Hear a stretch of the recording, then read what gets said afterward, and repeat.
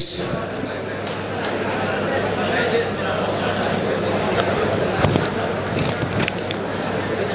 SC రిజర్వేషన్ల వర్గీకరణ అమలుకై జరుగుతున్న మేధావుల సంఘీభావ సభకు అధ్యక్షత వహించిన తమ్ముడు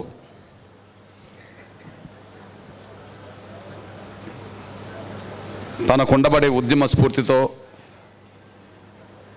ఆయనకు ఉండబడే ఆ స్ఫూర్తికి అనుగుణమైన విలువల గల జీవితంతో ముందుకు సాగుతుండడం వల్ల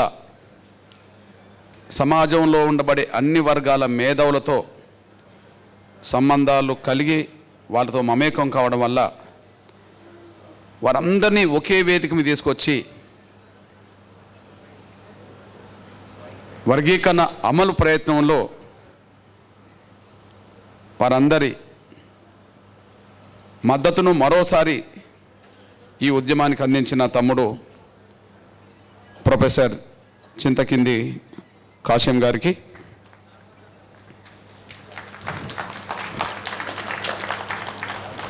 ఈ వేదిక మీద ఉండబడే అందరిలో ఒకే ఒక మహిళ మన సోదరి, ముందుగా ప్రొఫెసర్ సూర్యపల్లి సుజాత గారికి,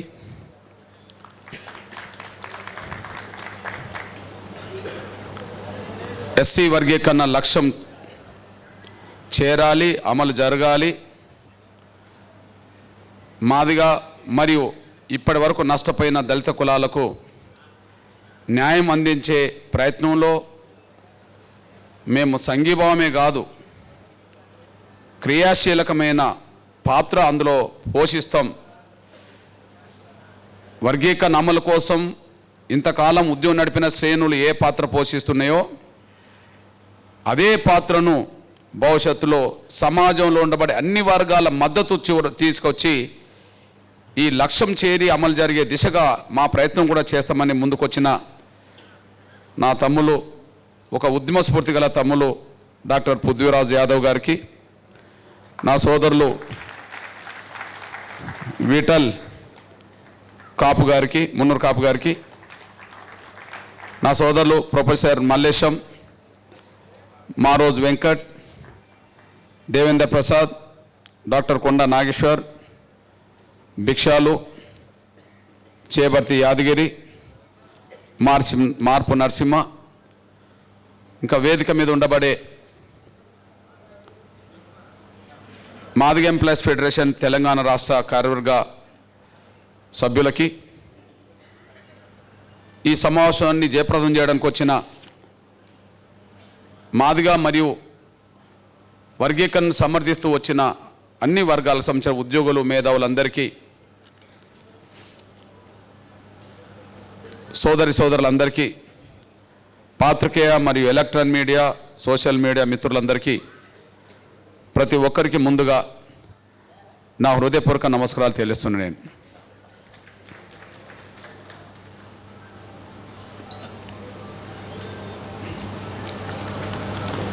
ఎస్సీ రిజర్వేషన్ల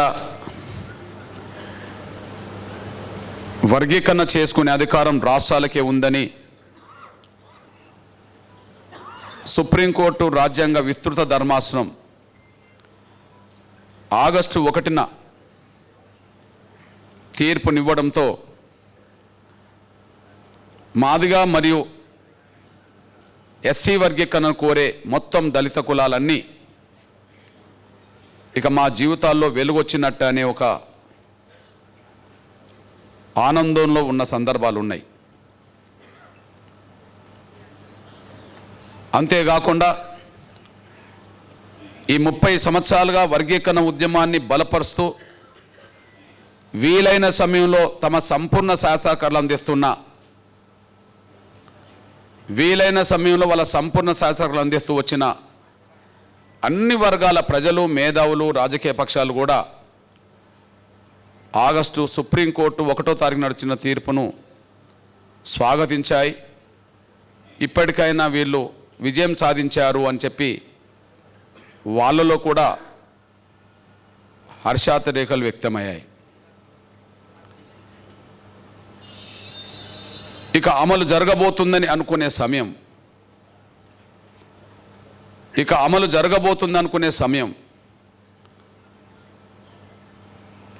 తెలంగాణలో రెట్టింపైంది. సుప్రీంకోర్టు తీర్పు వచ్చిన తర్వాత దేశవ్యాప్తంగా ఎస్సీ వర్గీకరణ కోరే శక్తులు ఇక మా రాష్ట్రంలో మా జీవితాలు బాగుపడతాయి అనుకున్నాయి. ఇప్పుడు తీర్పు వచ్చింది కాబట్టి ఎప్పుడైనా వర్గీకరణ అమలు జరగక తప్పదు కదా అని చెప్పి భావించుకున్నాయి. ఇక అడ్డంకులు తొలగిపోయినట్టుగానే భావించుకున్నాయి. దేశవ్యాప్తంగా అదొక రకమైన సంతోషకరమైన వార్తగానే చూశారు. కానీ తెలంగాణ రాష్ట్రంలో ఆ సంతోషం రెట్టింపుగా మారింది. దానికి కారణం భారతదేశంలో ఎస్సీ వర్గీకరణ సమర్థించిన ఏ ప్రభుత్వమైనా స్పందించినాయి, స్వాగతించినాయి. కానీ సుప్రీంకోర్టు తీర్పు వెలువడ్డ 5-10 నిమిషాల్లోనే తెలంగాణ రాష్ట్ర ముఖ్యమంత్రి గౌరవ రేవంత్ రెడ్డి గారు నిండు శాసనసభలో స్పందించిండు, స్వాగతించిండు.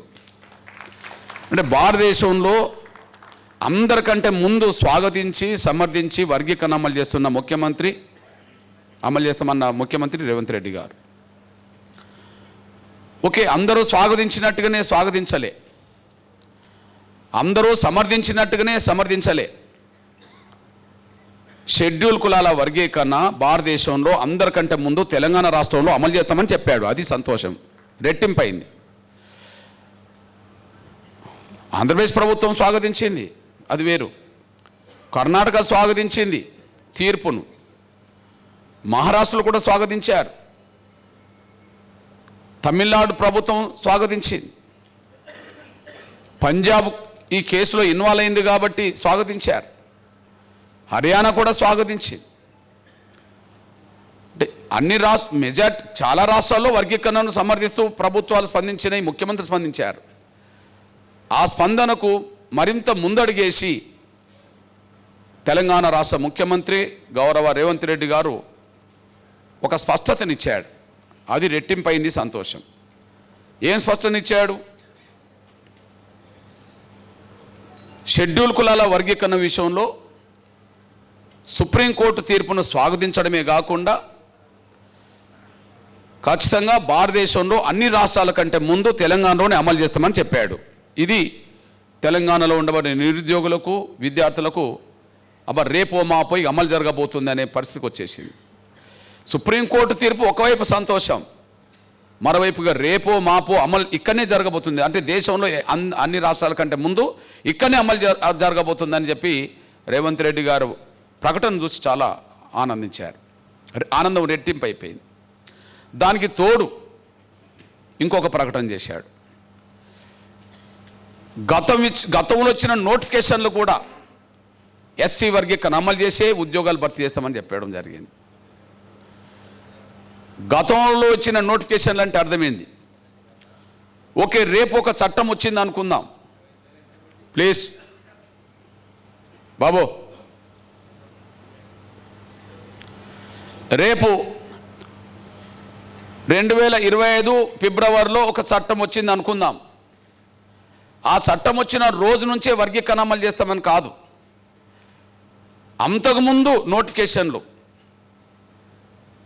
ఒకవేళ 2022లో నోటిఫికేషన్లు వచ్చి రిజల్ట్ పెండింగ్లు ఉన్నా, 2023లో నోటిఫికేషన్లు వచ్చి రిజల్ట్ పెండింగ్లు ఉన్నా, 2004లో నోటిఫికేషన్లు వచ్చి 24లో వచ్చిన నోటిఫికేషన్లు వచ్చినా కూడా రిజల్ట్స్ పెండింగ్లు ఉన్నా, వాటికి కూడా వర్తింపజేస్తూ వర్గీకరణ అమలు చేస్తామని చెప్పడం జరిగింది.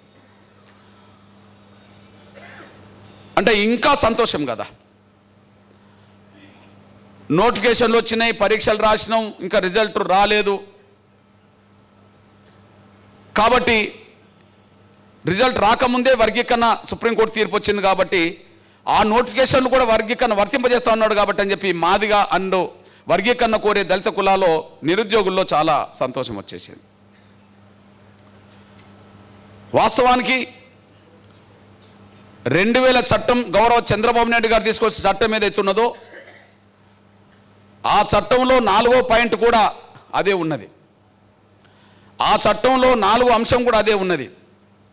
ఇప్పుడు 2000 సంవత్సరంలో చట్టం వచ్చింది, గౌరవ చంద్రబాబు నాయుడు గారు తీసుకొచ్చాడు.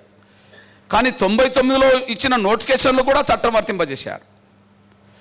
98లో వచ్చిన నోటిఫికేషన్లు కూడా ఆ చట్టం వర్తింపజేశారు. కాబట్టి రద్దయిన చట్టంలో అదే ఉన్నది, ఆ చట్టమే పునరుద్ధరించబడ్డది సుప్రీంకోర్టు తీర్పుతో. రేవంత్ రెడ్డి గారు అన్నది కూడా గదే. కాబట్టి అంతకుముందు నోటిఫికేషన్లకు సంబంధించిన విషయంకి వచ్చినప్పటికీ ఎగ్జాంపుల్ టీచర్ పోస్టులు అనుకుందాం. అంతకుముందు వచ్చిన నోటిఫికేషన్లు పరీక్షలు రాసిండ్రు, ఫలితం ప్రకటించలేదు కదా. కాబట్టి ఆటోమేటిక్గా వర్గీకరణ అమలు చేస్తారు, ఇక టీచర్ పోస్టులు కూడా మనకు వస్తాయని అనుకోవడం జరిగింది. అవసరం అనుకుంటే దానికి ఆర్డినెన్స్ తీసుకొస్తామని చెప్పడం జరిగింది. అందువల్ల భారతదేశంలో రాష్ట్ర ప్రభుత్వాలు స్పందించిన తీరు ఒక రకంగా స్వాగతించిన రాష్ట్రాలు ఉన్నాయి. కానీ స్వాగతించడమే కాకుండా అందరికంటే ముందు అమలు చేస్తామన్నారు. గత నోటిఫికేషన్ కూడా వర్గీకరణ వర్తింపజేస్తామని చెప్పడం జరిగింది. దానికి ఆర్డినెన్స్ తీసుకొస్తామని చెప్పడం జరిగింది. సరే, ఆర్డినెన్స్ తీసుకురాలేదు. పోనీ వెంటనే ఆర్డినెన్స్ తీసుకొస్తే మళ్ళీ భవిష్యత్తులో ఏదైనా లీగల్ సమస్యలు ఎదురవుతాయని చెప్పి గవర్నమెంట్ అనుకుంటే, ఒకవేళ కమిటీ వేసింది అనుకుంటే కమిటీని స్వాగతించాం. కమిటీ కూడా ఫైనల్ కాదు, ఒక మళ్ళీ లీగల్గా ఎలాంటి అడ్డంకులు చిక్కులు భవిష్యత్తులో రావద్దని మళ్ళీ అనుకుంటే మళ్ళీ రిటైర్డ్ జడ్జితో వేసిన కమిషన్ కూడా స్వాగతించాం. అంటే గత నోటిఫికేషన్లు కూడా వర్తింపజేస్తామనేది ఉన్నది కాబట్టి ఇక కమిషన్ నివేదిక వచ్చిన తర్వాత ఆటోమేటిక్గా అత నోటిఫికేషన్లకు అనుగుణంగానే కూడా వర్గీకరణ చట్టం వస్తుంది కదా అని భావించుకున్నాం. కానీ ఇక్కడనే ఎస్సీ వర్గీకరణ వ్యతిరేక శక్తులు తమ పలుకుబడిని ప్రయోగించారు. ఎస్సీ వర్గీకరణ వ్యతిరేకించే శక్తులు తమ పలుకుబడిని ప్రయోగించారు. మొదటిది మాట్లాడుతూ ఒక తమ్ముడు అన్నారు, విటలే అనుకుంటా, రేవంత్ రెడ్డి గారు ప్రకటన చేసే సమయానికి చాలా స్పీడ్గా ముందుకెళ్తాడని భావించాం. కానీ ఆ స్పీడ్ వెంటనే తగ్గింది.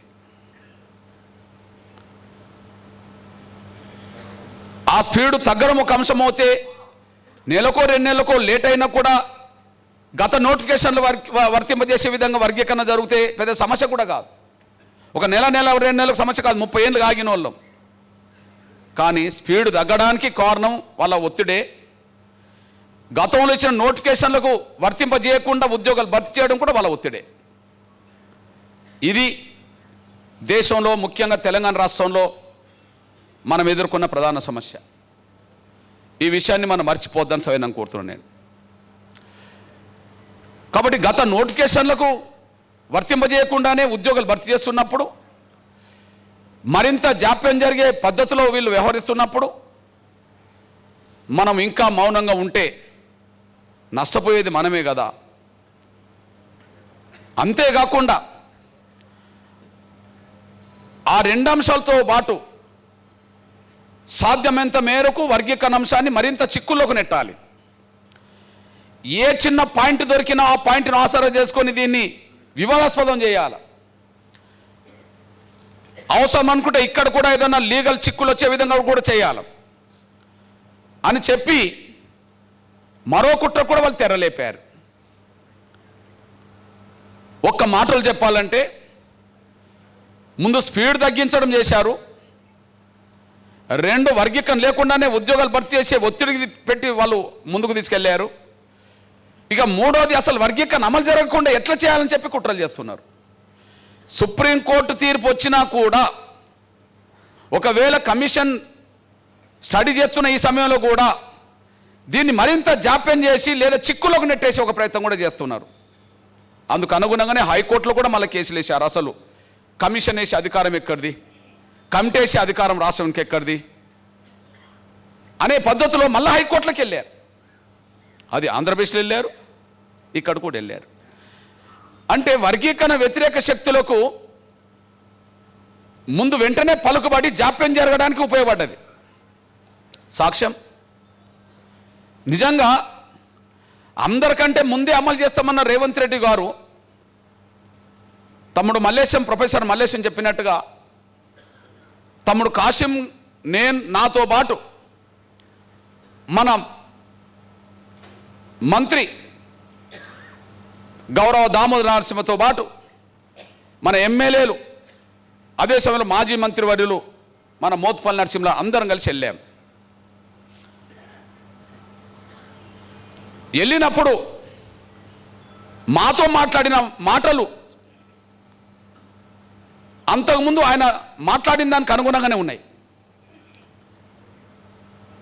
శాసనసభలో ఏ మాటలు మాట్లాడిండో ఆ మాటలు కార్యరూపం దాల్చడం మీదనే దృష్టి పెట్టినట్టుగానే ఉన్నాయి. ఏం చెప్పిండు?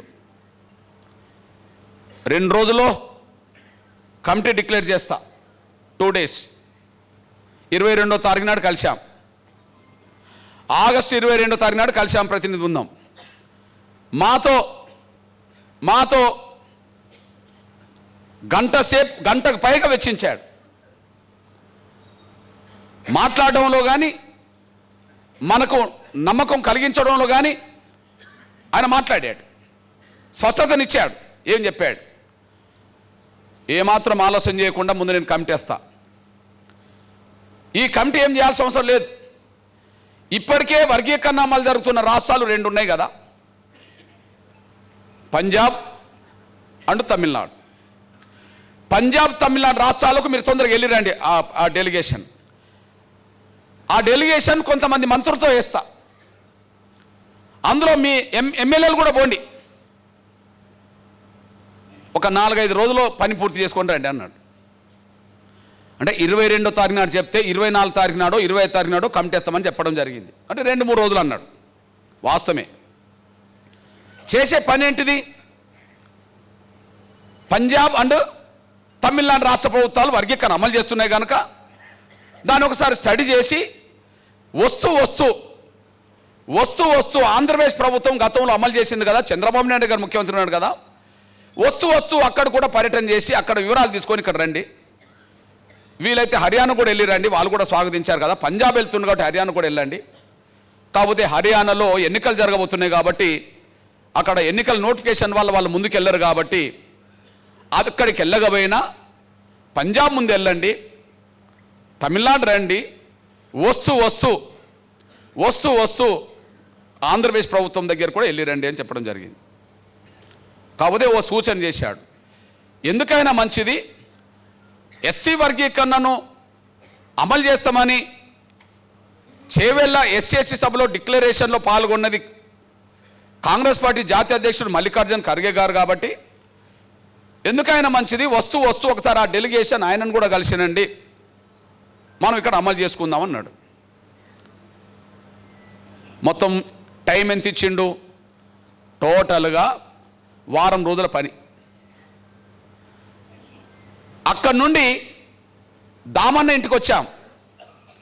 దామన్న ఇంటికి వచ్చినాక ఆ సంతోషంలో వస్తే ముందు ఇంకో మాట కూడా చెప్పాడు. మీరు అందరు వెళ్ళడానికి ఎవరి టిక్కెట్లు వాళ్ళు తీసుకోవడం అనవసరం, మీరు ఎంతమంది వెళ్ళినా స్పెషల్ ఫ్లైట్ ఇస్తాను, ఆ ప్రెస్ ఫ్లైట్లో తిరిగి రండి అని చెప్పడం జరిగింది. మలేషియా అన్నడా లేదా? స్పెషల్ ఫ్లైట్ ఇస్తాను, అది వేసుకొని తిరిగి రండి అని చెప్పడం జరిగింది. ఏదో ఆయన మనల్ని నమ్మించడానికి అన్నాడని నేను అనుకోను. ఆయన ఉద్దేశం నిజాయితీగానే ఉన్నదని అనుకుందాం. దానికి ఓ చిన్న కారణం ఉన్నది. గౌరవ రేవంత్ రెడ్డి గారు తెలంగాణ రాష్ట్రంలో ఉమ్మడి మహబూబ్నగర్ జిల్లాకు సంబంధించిన వ్యక్తి. తెలంగాణలో మొత్తం ఆంధ్ర వైపు పోతే ఇటువైపు వస్తే టోటల్ ఆంధ్రప్రదేశ్లో మాదిగలు అత్యంత ఎక్కువ ఉన్న జిల్లా అనంతపురం జిల్లా. తెలంగాణ రాష్ట్రంలో మాదిగలు అత్యధిక జనసంఖ్యలో ఉన్న జిల్లా ఉమ్మడి మహబూబ్నగర్ జిల్లా. మినిమం 85% ఉంటుంది, 80% అయితే తగ్గదు. మిగిలిన కాడ 60-70 ఇట్లా ఉంటుంది. కాబట్టి ఉమ్మడి మహబూబ్నగర్ జిల్లా నుండి వచ్చిన వ్యక్తి, అత్యధికంగా మాదిగలు ఎక్కువ ఉన్న జిల్లా నుండి వచ్చిన వ్యక్తి, ఆయనకు అంతకుముందు చెప్పిన ఒక విషయం ఉన్నది. అంతకుముందు ఒక విషయం ఉన్నది చెప్పినప్పుడు, నేను మాదిగల మద్దతుతోటే నేను జడ్పీటీసీని అయ్యాను. నరేష్, సౌలు, ఓకే, నేను మాదిగల మద్దతుతోనే జడ్పీటీసీని అయ్యాను. నేను మాదిగల మద్దతుతోనే ఎమ్మెల్సీని అయ్యాను. నేను మాదిగల మద్దతుతోనే ఎమ్మెల్యేని గెలిచాను. నేను మాదిగల మద్దతుతోనే ఎంపీగా గెలిచాను.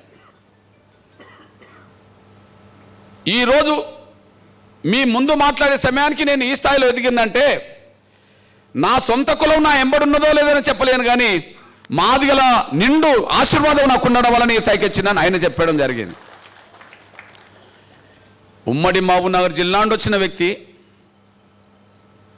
మాదిగల మద్దతుతో వచ్చిన వ్యక్తి, తను చెప్పిన దాని ప్రకారమే. మూడోది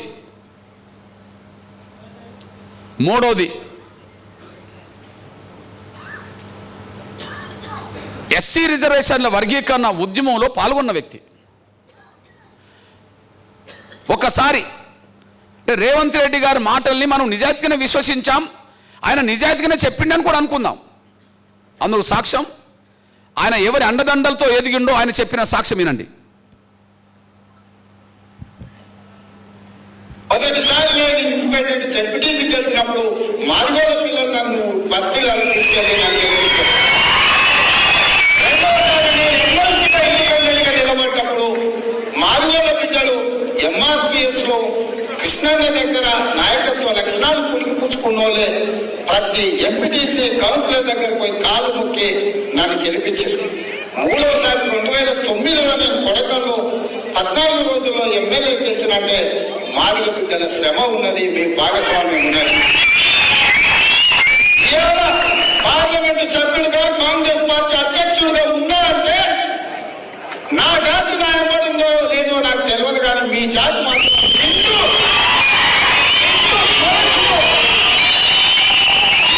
మనసుతో నాకు అండగా నిలబడ్డారు. ఇవాళ రేవంత్ రెడ్డిగా పిసిసి అధ్యక్షుడిగా పార్లమెంట్ సభ్యుడిగా ఈ చట్టసభలకు వచ్చిన అంటే నిండు మనసులో మాదిగ బిడ్డల ఆశీర్వాదం ఉంది. కాబట్టి నేను ఇవాళ ఇక్కడ నించోని ఒక పార్టీ అధ్యక్షుడిగా మీతో మాట్లాడుతూ నాకు గౌరవం దక్కిందంటే మీ జాతి వల్ల నాకు గౌరవం దక్కింది. ఇది చాలు. తను అతిపెద్ద జనసంఖ్య గల మాదిగలు ఉన్న జిల్లాలో నుండి వచ్చి మాదిగల అండదండలతో ఆ స్థాయికి ఎదిగిందని చెప్పి తను చెప్పాడు. ఖచ్చితంగా ఆయన నిజాయితీని మనం శంకించలేం. ఆ మాటల్లో ఉన్న నిజాయితీ ఉన్నది అనుకుంటాం. మూడోది, ఆయన ఎస్సీ వర్గీకరణ ఉద్యమం జరిగిన రోజుల్లో జడ్పీటీసీగా ఉన్న సమయంలో మనోళ్ళకు అండదండలు అందించిండు, కార్యక్రమంలో పాల్గొన్నాడు. ఎమ్మెల్సీగా తన అండదండలు అందించిండు, ఆయా సందర్భంలో ఉద్యమాల్లో పాల్గొన్నాడు. ఎమ్మెల్యేగా మన పిల్లలకు అండదండలు ఉన్నాడు, ఉద్యమంలో పాల్గొన్నాడు. ఎంపీగా మన ఉద్యమంలో పాల్గొన్నాడు, మన ఉద్యమానికి అండగా నిలబడ్డాడు. తన నోటి నుండే కదా వచ్చిందిగా, అందరికంటే ముందు నేను అమలు చేస్తామని చెప్పి. కాబట్టి అతిపెద్ద జనసంఖ్యలో మాదిగలు ఉన్న జిల్లా నుండి వచ్చినోడు, మాదిగల అండదండలతో ఆ స్థాయికి వచ్చినోడు, వర్గీకరణ ఉద్యమంలో వివిధ సందర్భాల్లో భాగస్వామైనోడు, ఖచ్చితంగా ఆయన మాట నిలబెట్టుకుంటాడని మనం అనుకుంటాం సహజంగా. అందుకనే చాలా సంతోషంలో మాదిగ జాతి వర్గీకరణ కోరే దళిత శక్తులన్నీ ఉన్నాయి. కానీ దానికి అనుగుణంగానే ఆగస్టు 22వ తారీఖు నాడు కలిసినప్పుడు మనతో మాట్లాడిన సందర్భంలో కూడా అదే స్పష్టతనిచ్చాడు. వారం రోజుల్లో ఈ ప్రక్రియ పూర్తి చేసుకొని మొదటి వారంలో కంప్లీట్ చేద్దామని చెప్పడం జరిగింది. 22వ తారీఖు నాడు కలిస్తే 31 తారీఖు లోపు షెడ్యూల్ వేసుకున్నాం. అంటే ఏ రోజు స్పెషల్ ఫ్లైట్లో పంజాబ్ వెళ్ళబోతున్నాం, అంటే స్పెషల్ ఫ్లైట్ వచ్చిందిగా మనకు, అంటే ఏ రోజు స్పెషల్ ఫ్లైట్లో పంజాబ్ వెళ్ళబోతున్నాం, వస్తూ ఏ రోజు ఢిల్లీ లాగాలి, ఎప్పుడు ఏ టైంకి ఢిల్లీ ఆగాలి, ఢిల్లీ నుంచి అదే ఫ్లైట్లో మళ్ళీ మద్రాసు ఎప్పుడు పోవాలి, చెన్నై, అట్నుంచి వచ్చేటప్పుడు మళ్ళా అమరావతిలో ఎప్పుడు దిగాలి, అక్కడ చంద్రబాబు నాయుడు గారిని కలిసి మళ్ళీ హైదరాబాద్ ఎప్పుడు చేరాలంటే అంతా 31లోపు వేసుకున్నాం. అంతా మొత్తం అందరికీ 3Dలో పెట్టి చూపించినట్టే జరిగింది మొత్తం సినిమా. అంటే 31 తారీఖు లోపు రిపోర్ట్ తయారు చేయాలి, 1-2 తారీఖు లోపు ప్రభుత్వానికి అప్పజెప్పాలి, మొదటి వారంలో క్యాబినెట్ తీర్మానం చేసి మొదటి వారంలో స్పెషల్గా ఆర్డినెన్సో లేదా చట్టమో తీసుకురావాలని చెప్పి ఒక నిర్ణయం జరిగింది. నేను మళ్ళీ చెప్తున్నా, ఆయన మాటల్లో నేను శంకిస్తానని అనుకోబాకండి, కానీ చెప్పిన ఉద్దేశం అది, చెప్పిన సందర్భం అది, నమ్మడానికి కారణం గతంలో ఉన్న చరిత్ర ఉన్నది. కానీ వాళ్ళ పలుకుబడితో ఆయనను కూడా శాసించి ఒక అడుగు కూడా ముందుకెళ్లకుండా చేయగలిగారు. వాళ్ళకు ఉండబడే పలుకుబడితో ఒక అడుగు కూడా మళ్ళీ ముందుకు వేయకుండా చేశారు. ఆగస్టులో చెప్పిన కమిటీ అక్టోబర్లో పడ్డది. అక్టోబర్ కమిషన్ ఎప్పుడు వచ్చింది కదా, అంటే దాదాపు 2 నెలల టైం తీసుకున్నాయి.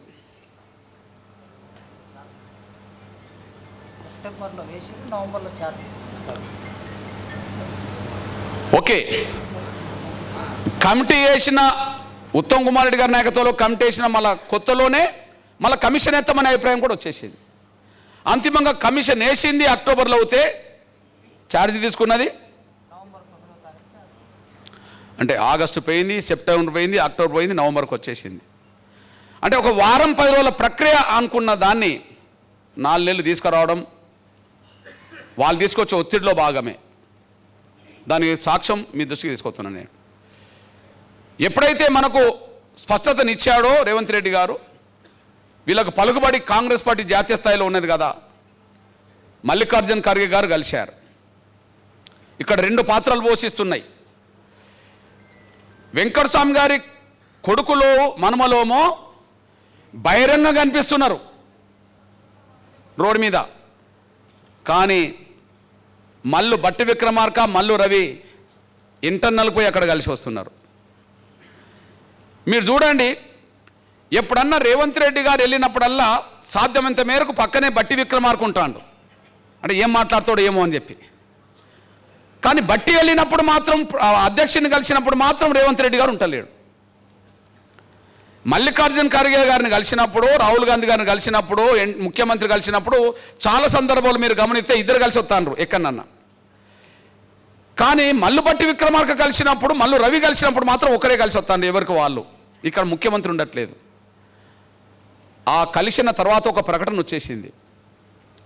మల్లికార్జున్ ఖర్గే గారు చెప్పకుండా, ఆయన నోటి నుంచి రాకుండా కేసీ వేణుగోపాల్ ఓ ప్రకటన చేశాడు.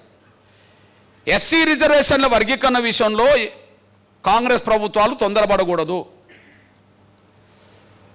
కాంగ్రెస్ జాతీయ అధిష్టానం ఒక నిర్ణయం తీసుకునేంత వరకు ఎవరు ముందుకెళ్ళొద్దు. ఇది తెలంగాణ ముఖ్యమంత్రి రేవంత్ రెడ్డి గారు కూడా ఈ మాట వర్తిస్తుందని చెప్పడం జరిగింది. అంటే తెలంగాణ ముఖ్యమంత్రి రేవంత్ రెడ్డి గారు కూడా ఈ మాట వర్తిస్తుందని ఎందుకు అనాలి? అంటే అందరికంటే ముందు ఇక్కడ అమలు చేస్తామని ఆయన అన్నాడు కాబట్టి, అమలు జరగకుండా కొంత ఆపండి అని చెప్పి వీళ్ళు పోయి చెప్పారు కాబట్టి, కాంగ్రెస్ పార్టీ జాతీయ అధిష్టానం నిర్ణయం తీసుకునేంత వరకు ఎవరు ముందడిగేయద్దు, ఇది రేవంత్ రెడ్డి కూడా వర్తిదని చెప్పించడం జరిగింది. స్పీడ్ తగ్గింది. ఇక వారం రోజుల్లో కంప్లీట్ చేయాల్సిన కమిషన్ వేయాల్సిన పని ఇవాళ 4 నెలలు గడిచిపోయింది. నంబర్ 1. అదే సమయంలో ఎస్సీ రిజర్వేషన్ల వర్గీకరణ, గత నోటిఫికేషన్లు కూడా వర్గీకరణ వర్తింపజేసే చట్టం తీసుకొస్తాం, వర్గీకరణ అమలు చేసే, వర్గీకరణ వర్తింపజేసే ఉద్యోగ భర్తీ చేస్తామన్న రేవంత్ రెడ్డి గారు సర్కార్. దానికి విరుద్ధంగానే టీచర్ పోస్టుల భర్తీ, 11,000 టీచర్ పోస్టుల భర్తీ చేసిన విషయం మనందరికీ తెలుసు. ఇప్పుడు మళ్ళీ గ్రూప్ 1 అదే దారిలో, గ్రూప్ 2 అదే దారిలో, గ్రూప్ 3 అదే దారిలో మన కళ్ళ ముందు కనిపిస్తున్నది. అంటే ఒకవైపు వర్గీకరణ వ్యతిరేక శక్తుల పలుకుబడి తొలగి ఇప్పుడు ఈ అవకాశాలు అయితే ముందు వీళ్ళకి పోని అనే పద్ధతిలో మన నోటికాడి కంచాన్ని కూడా గుంజుకెళ్ళి వాళ్ళకి ఇచ్చే ప్రయత్నం జరుగుతుంది. మళ్ళీ వాళ్ళు అంతటితో ఆగుతున్నారా? వర్గీకరణ వర్తింపజేసే ఉద్యోగ భర్తీ చేస్తామన్న దాన్ని విరుద్ధంగానే వర్గీకరణ లేకుండా భర్తీ చేయించుకుంటున్నారు కదా, ఇంత మనకున్నా కూడా. కానీ ఇప్పుడు అసలు వర్గీకరణ అమలు జరగకుండా కుట్ర చేయడానికే మళ్ళీ ప్రయత్నం చేస్తున్నారు. అందుకు అనుగుణంగా కోర్టులకు వెళ్తున్నారు, అందుకు అనుగుణంగా ఏదో రకమైన చిక్కులు కల్పిస్తున్నారు, తెలంగాణలో కన్ఫ్యూజన్ కల్పిస్తున్నారు, ఏదో రకమైన వర్గీకరణ అడ్డంకులు కల్పించడానికి సిద్ధపడుతున్నారు. వాళ్ళు ముందు జాప్యం, 2 వర్గీకరణ లేకుండానే ఉద్యోగాలు భర్తీ చేసుకోవడం, 3వది అసలు వర్గీకరణనే భవిష్యత్తులో జరగకుండా చేయడం కోసం కూడా మళ్ళీ కుట్రలు చేయడం. బహుశా ఇది దేశంలో అన్ని రాష్ట్రాల కంటే ముందు ఇక్కడనే అమలు చేస్తామన్న ఈ రాష్ట్రంలోనే ఈ సమస్య ఎదురైంది. ఇతర రాష్ట్రాల్లో ఇంత తీవ్రాలు లేదు. ఎగ్జాంపుల్, పంజాబ్లో ఎస్సీ వర్గీకరణ అమలు జరుగుతుంది, హర్యానాలో కూడా కొత్తగా వచ్చిన బీజేపీ ప్రభుత్వం ఎస్సీ వర్గీకరణ అమలు చేస్తున్నది. హర్యానాలో ఒక 10 రోజుల ముందు కమిటీ వేశారు. 10 రోజుల కమిటీ రిపోర్ట్ వచ్చింది. ఆ రిపోర్టునే కేబినెట్ ఆమోదించింది. ఆ రిపోర్టే అమలు జరుగుతుంది. అంటే వర్గీకరణ అమలు చేయాలన్న కాడ, చిత్తశుద్ధి ఉన్న కాడ 10 రోజుల్లో ప్రక్రియ పూర్తి చేశారు. రేవంత్ రెడ్డి గారు చెప్పిన దాని ప్రకారం కూడా వారం 10 రోజుల ప్రక్రియ. తమిళనాడులో వర్గీకరణ అమలు జరుగుతుంది. ఇకపోతే ఆంధ్రప్రదేశ్లో వర్గీకరణ ప్రక్రియ ముందుకు సాగుతున్నట్టుగానే కనిపిస్తున్నది. అందుకు సాక్ష్యం, మొన్న ఏకసభ్య కమిషన్కు నేను గుంటూరులో వినతిపత్రం ఇచ్చాను. వినతిపత్రం ఇచ్చిన తెల్లారి, కమిషన్ రిపోర్ట్ అయితే రాలేదు కదా ఇంకా, వినతిపత్రం ఇచ్చిన తెల్లారి ఆంధ్రప్రదేశ్ ముఖ్యమంత్రి గౌరవ చంద్రబాబు నాయుడు గారు ఏదో ఒక పని మీద దళిత మాదిగపల్లెకి వెళ్ళాడు. పెన్షన్ లేదు ఇవ్వడానికి వెళ్ళాడు. దళిత మాదిగపల్లెకి వెళ్ళాడు తెల్లారి. వెళ్ళి అక్కడ ఉండబడే ఆ కుటుంబ సభ్యులతో మాట్లాడుతూ ఆడ చదువుకుంటున్న అమ్మాయిలతో పిల్లలతో మాట్లాడి ఒక మాట అన్నాడు, మీరు బాగా చదువుకోండి, త్వరలోనే వర్గీకరణ చేయబోతున్నా నేను అన్నాడు. మీరు బాగా చదువుకొని పైకి రండి, త్వరలోనే వర్గీకరణ చేయబోతుందని చెప్పేశాడు. ఇది అందరికీ వైరల్ అయిపోయింది, పేపర్లో కూడా వచ్చేసింది. అంటే అక్కడ ఎలాంటి నోటిఫికేషన్లు కొత్తగా లేవు, గతంలో ఇచ్చిన నోటిఫికేషన్లకు సంబంధించిన విషయంలో కూడా ఎక్కడ కూడా ఉద్యోగం ఒక భర్తీ చేసినట్టు దాఖలాలు కూడా కనిపించలేవు. అంటే అక్కడ పెద్ద నష్టం లేదు, ప్రక్రియ ముందుకెళ్తున్నట్టు కనిపిస్తున్నది. అక్కడ ముఖ్యమంత్రి సబండుకున్నట్టుగానే కనిపిస్తున్నాడు. ఎందుకంటే ఒక ఇంట్లోకి వెళ్ళి మాట్లాడిన రికార్డ్ మనకు బయటకు వచ్చేసింది. కర్ణాటక కూడా ఇంత తీవ్రంగా లేదు. ఎస్సీ వర్గీకరణ విషయంలో ఆంధ్రప్రదేశ్, తెలంగాణ, కర్ణాటకలో ఉద్యమాలు బలంగా ఉన్నాయి. కర్ణాటక విషయం చెప్తున్నా నేను. కర్ణాటకలో సిద్ధరామయ్య గారు బీసీ, ఆయన ఎస్సీ వర్గీకరణ ముందుకు నడపడం కోసం ఆయన ప్రక్రియ ముందు తీసుకెళ్ళాడు. ఆ ప్రక్రియకు అక్కడ మాలా మాదిగ ఎమ్మెల్యేలు, మంత్రులు కూడా ఒప్పుకున్నారు. ఇప్పుడు అక్కడ మాలా మాదిగ ఎమ్మెల్యేలు, మంత్రులు కూడా ఒప్పుకున్నారు. కర్ణాటకలో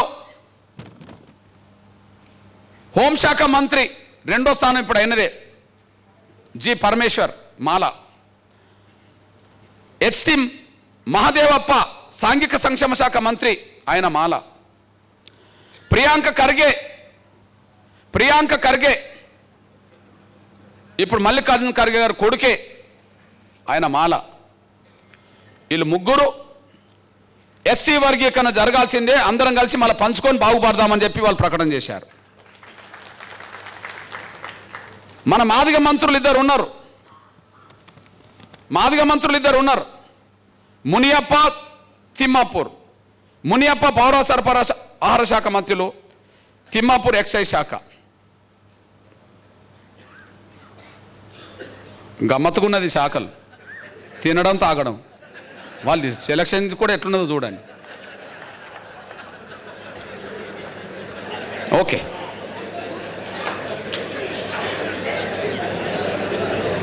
రైట్.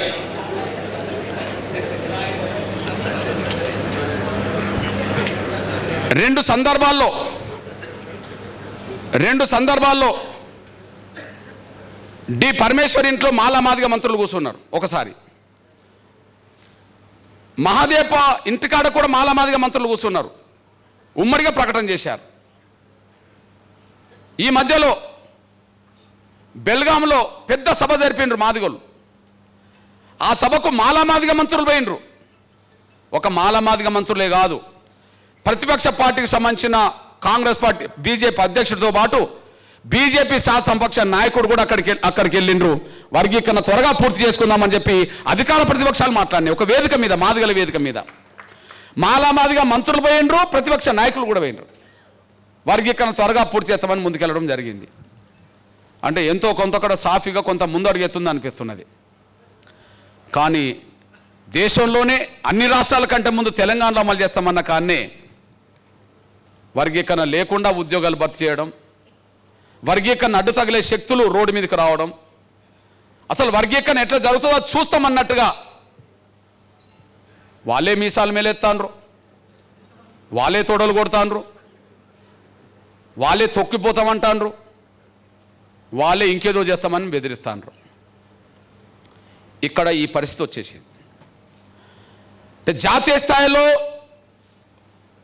కాంగ్రెస్ దగ్గర ఉండబడే పలుకుబడిని ఉపయోగించి జాప్యం చేసే ఎత్తుగాడలు, వర్గీకరణ లేకుండానే నియామకాలు చేసుకునే ఎత్తుగాడలు, వర్గీకరణకు చిక్కు కల్పించే ఎత్తుగాడలు ఇక్కడ వేస్తున్నారు. ఈ ఎత్తుగడలు వేయడానికి ముందుకొచ్చిన ప్రథమ నాయకుల్లో వెంకటస్వామి గారి కుటుంబమే ఇవాళ ప్రధాన పాత్ర పోషిస్తున్న విషయం మనం చూస్తున్నాం. ఒక మాటలు చెప్పాలంటే టోటల్గా దేశవ్యాప్తంగా వర్గీకరణ కోరే శక్తులు ఉన్నాయి, వర్గీకరణ వ్యతిరేకించే శక్తులు ఉన్నాయి అనుకుంటే సహజం కదా. ఒక న్యాయమైన ఉద్యమం జరుపుతున్నప్పుడు దాన్ని అడ్డుకునే శక్తులు కూడా ఉంటాయి కదా ఏదో రూపంగా. కానీ పంజాబ్లో అడ్డుకునే శక్తులతో పోల్చుకుంటే, హర్యానాలో అడ్డుకునే శక్తులతో పోల్చుకుంటే, తమిళనాడులో అడ్డుకునే శక్తులతో పోల్చుకుంటే, కర్ణాటక ఆంధ్రప్రదేశ్లో అడ్డుకునే శక్తులతో పోల్చుకుంటే, తెలంగాణ గడ్డ మీదనే అడ్డుకునే శక్తుల పాత్ర పెద్దగా కనిపిస్తున్నది. మళ్ళీ ఇక్కడ ఒక విషయం, భారతదేశంలో వర్గీకరణ వ్యతిరేక వర్గీకరణ అనుకూల శక్తులు ఉన్నాయనుకుంటే, వర్గీకరణకు అనుకూలమైన శక్తులు ఉండబడే రాష్ట్రం ఏదైనా ఉంటే, వర్గీకరణ కోరుకునే జనం ఎక్కువ రాష్ట్రం ఏదంటే తెలంగాణ.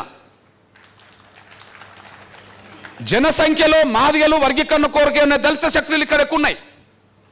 సమాజం మద్దతు రెండో అంశం. సమాజం మద్దతు ఎక్కడైనా ఉన్నది వర్గీకరణ కోరుకునే శక్తులకు. కానీ వర్గీకరణకు అడ్డంకులు ఏ రాష్ట్రంలో వస్తున్నాయి? వర్గీకరణ కోరుకునే బలమైన జనం ఉన్న రాష్ట్రంలో వస్తున్నాయి. ఈ విషయం మనం మర్చిపోదు. బలమైన జనాభా గల ఈ రాష్ట్రంలో జనాభా పరంగా శక్తిరీత్యా తక్కువ ఉన్న వర్గీకరణ వ్యతిరేక శక్తులు ఉన్న ఈ రాష్ట్రంలో వాళ్ళు శక్తిని కూడా కట్టుకొని మేము వర్గీకరణ జరగనీయమని చెప్పి మాట్లాడుతున్న సందర్భం కనిపిస్తున్నది. దానికి అనుగుణంగా కోట్ల రూపాయలు ఖర్చు పెట్టి వాళ్ళు సమీకరణ చేసుకుంటున్న పరిస్థితి కనిపిస్తున్నది. అంటే దేశవ్యాప్తంగా వర్గీకరణ వ్యతిరేక శక్తులకు కేంద్ర బిందువు ఇప్పుడు తెలంగాణ గడ్డ మీద ఉండబడే వర్గీకరణ వ్యతిరేక శక్తులైన మాలలను తీసుకోవడం మీరు మర్చిపోదు.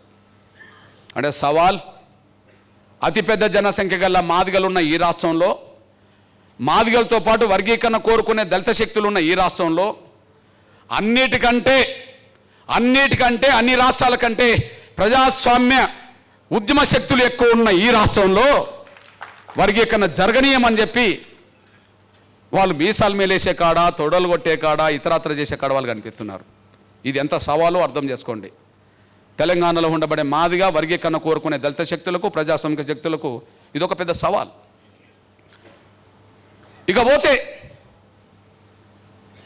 ఇకపోతే మీ దృష్టికి తీసుకొస్తున్నాను నేను.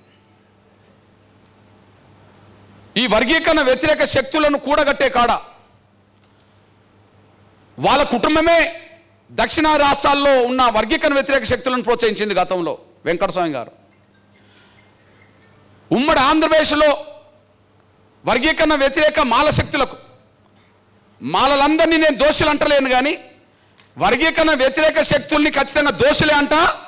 వర్గీకరణ వ్యతిరేకంగా మాట్లాడితే వాళ్ళు మనవాదులే అంట. నేను ఇప్పటికీ అంట. ఎందుకు అనకూడదు? డాక్టర్ బాబాసాహెబ్ అంబేద్కర్ బ్రాహ్మణిజానికి వ్యతిరేకం అన్నాడు, కానీ బ్రాహ్మణులే కాదు కదా. డాక్టర్ బాబాసాహెబ్ అంబేద్కర్ బ్రాహ్మణిజానికి వ్యతిరేకం అన్నాడు. బ్రాహ్మణులే కాదుగా. అంటే బ్రాహ్మణిజం అంటే కింది కులాల అస్తిత్వాన్ని, హక్కులను హరించడమే బ్రాహ్మణిజం అనుకుంటే, ఆ అస్తిత్వాన్ని, ఉనికిని, హక్కుల్ని నిరాకరించే వాళ్ళను బ్రాహ్మణిజంతో పోల్చాడు. కానీ బ్రాహ్మణులందరూ కాదు కదా. అంబేద్కర్ దళిత ఉద్యమం మొదలుపెట్టిన 1924లో కూడా బ్రాహ్మణులు ఆయనకు సపోర్ట్ చేశారు. ఉద్యమాన్ని ముందుకు తీసుకెళ్తున్న కాలంలో కొంత బ్రాహ్మణ సమాజం కొంత సపోర్ట్ చేసింది. కారణాలు ఏమైనా ఆయన పెళ్లి చేసుకున్న శ్రీమతి గారు కూడా బ్రాహ్మణే. అంటే బ్రాహ్మణిజానికి వ్యతిరేకమే కానీ బ్రాహ్మణులు కాదు కదా. మరి వర్గీకరణ వ్యతిరేక శక్తులు ఎట్లా పోల్చాలి? 30 ఏళ్ల పాటు వర్గీకరణ అడ్డు తగులుతున్నారు కదా. నిన్ననే చెప్పాను, తమ్ముడు విన్నారు. ఈ దేశంలో రిజర్వేషన్ల మీద దేశంలో 2 సందర్భాలు బలమైన పోరాటాలు జరిగినాయి. ఒకటి డాక్టర్ బాబాసాహెబ్ అంబేద్కర్ కాలంలో కమ్యూనల్ అవార్డు వచ్చిన తర్వాత, రెండోది మండల్ కమిషన్ రిపోర్ట్ అమలు జరిగే ప్రక్రియ జరిగినప్పుడు. ఒకసారి మనం గమనించండి, ఆనాడు అంబేద్కర్ కాలంలో దళితులు బలహీనులు. అప్పటికీ అగ్రకుల వ్యవస్థ శక్తివంతమైంది. కానీ అంబేద్కర్ సాధించి పెట్టిన కమ్యూనల్ అవార్డుకు వ్యతిరేకంగా ఉన్నత వర్గాలు రోడెక్కినాయి. అంతిమంగా గాంధీ నిరాహార దీక్ష చేశాడు. ఆ నిరాహార దీక్ష జరుగుతున్న సమయంలోనే డాక్టర్ బాబాసాహెబ్ అంబేద్కర్ గాంధీ మధ్య ఒప్పందం జరిగింది. ఆ ఒప్పందం లాభ నష్టాల గురించి వెళ్తలేను కానీ, ఆ ఒప్పందంలో లాభ నష్టాల గురించి నేను వెళ్తలేను కానీ, ఆ ఒప్పంద ఫలితమే నేడు అమలు జరుగుతున్న రిజర్వేషన్లను మాత్రం చెప్పగలం. ఓకే, మరి అసలు రిజర్వేషన్లు దళితులకు అంగీకరించమన్న వాళ్ళు అగ్రకులాలు అవుతే, మా వాట మాకు దక్కాలన్నది దళితులు అవుతే, ఆ ఇద్దరి మధ్యలో జరిగిన సంఘర్షణ కాలం 4-5 సంవత్సరాల కంటే మించలే. ఉదాహరణకు సైమన్ కమిషన్ వచ్చిన కాంచి ఈ అభిప్రాయం బలపడ్డది అనుకుంటే, రౌండ్ టేబుల్ సమావేశంలో ఒక నిర్ణయం జరగడానికి కావాల్సిన చర్చ జరిగింది అనుకుంటే, ఆ రౌండ్ టేబుల్ సమావేశం ప్రకారంగా జరిగిన తీర్మానమే కమ్యూనల్ అవార్డు అనుకుంటే, ఆ కమ్యూనల్ అవార్డును వ్యతిరేకిస్తూ గాంధీ నిరాహార దీక్ష చేసే కాలం కాడికి వచ్చేటప్పటికి 4-5 సంవత్సరాల కంటే మించదు. అంటే అగ్రకులాలు దళితుల మధ్యలో రిజర్వేషన్లు అడ్డుకుంటామనే వాళ్ళు, రిజర్వేషన్ కావాలంటున్న మధ్యలో 4-5 సంవత్సరాలు సమస్య పరిష్కారం అయిపోయింది. ఇప్పుడు ఎవరన్నా ఎస్సీల రిజర్వేషన్లు ఎత్తేయాలని చెప్పి ఎవరన్నా మాట్లాడుతున్నారా? లేదే. ఎంతకాలం పట్టింది? 4-5 సంవత్సరాలు పట్టింది. తర్వాత మన బీసీలకు మండల కమిషన్ రిపోర్ట్ వచ్చిన తర్వాత, ఆ మండల కమిషన్ రిపోర్ట్ అమలు చేసే ప్రక్రియ విపి సింగ్ ప్రభుత్వం ముందుకు తీసుకెళ్తున్న కాలంలో మండల కమిషన్ వ్యతిరేకించింది ఎవరు? రిపోర్ట్ను అమలు జరగకుండా అడ్డుపడే శక్తులు ఎవరు? అగ్రకులాలే. వాళ్ళు రోడెక్కిండ్రు,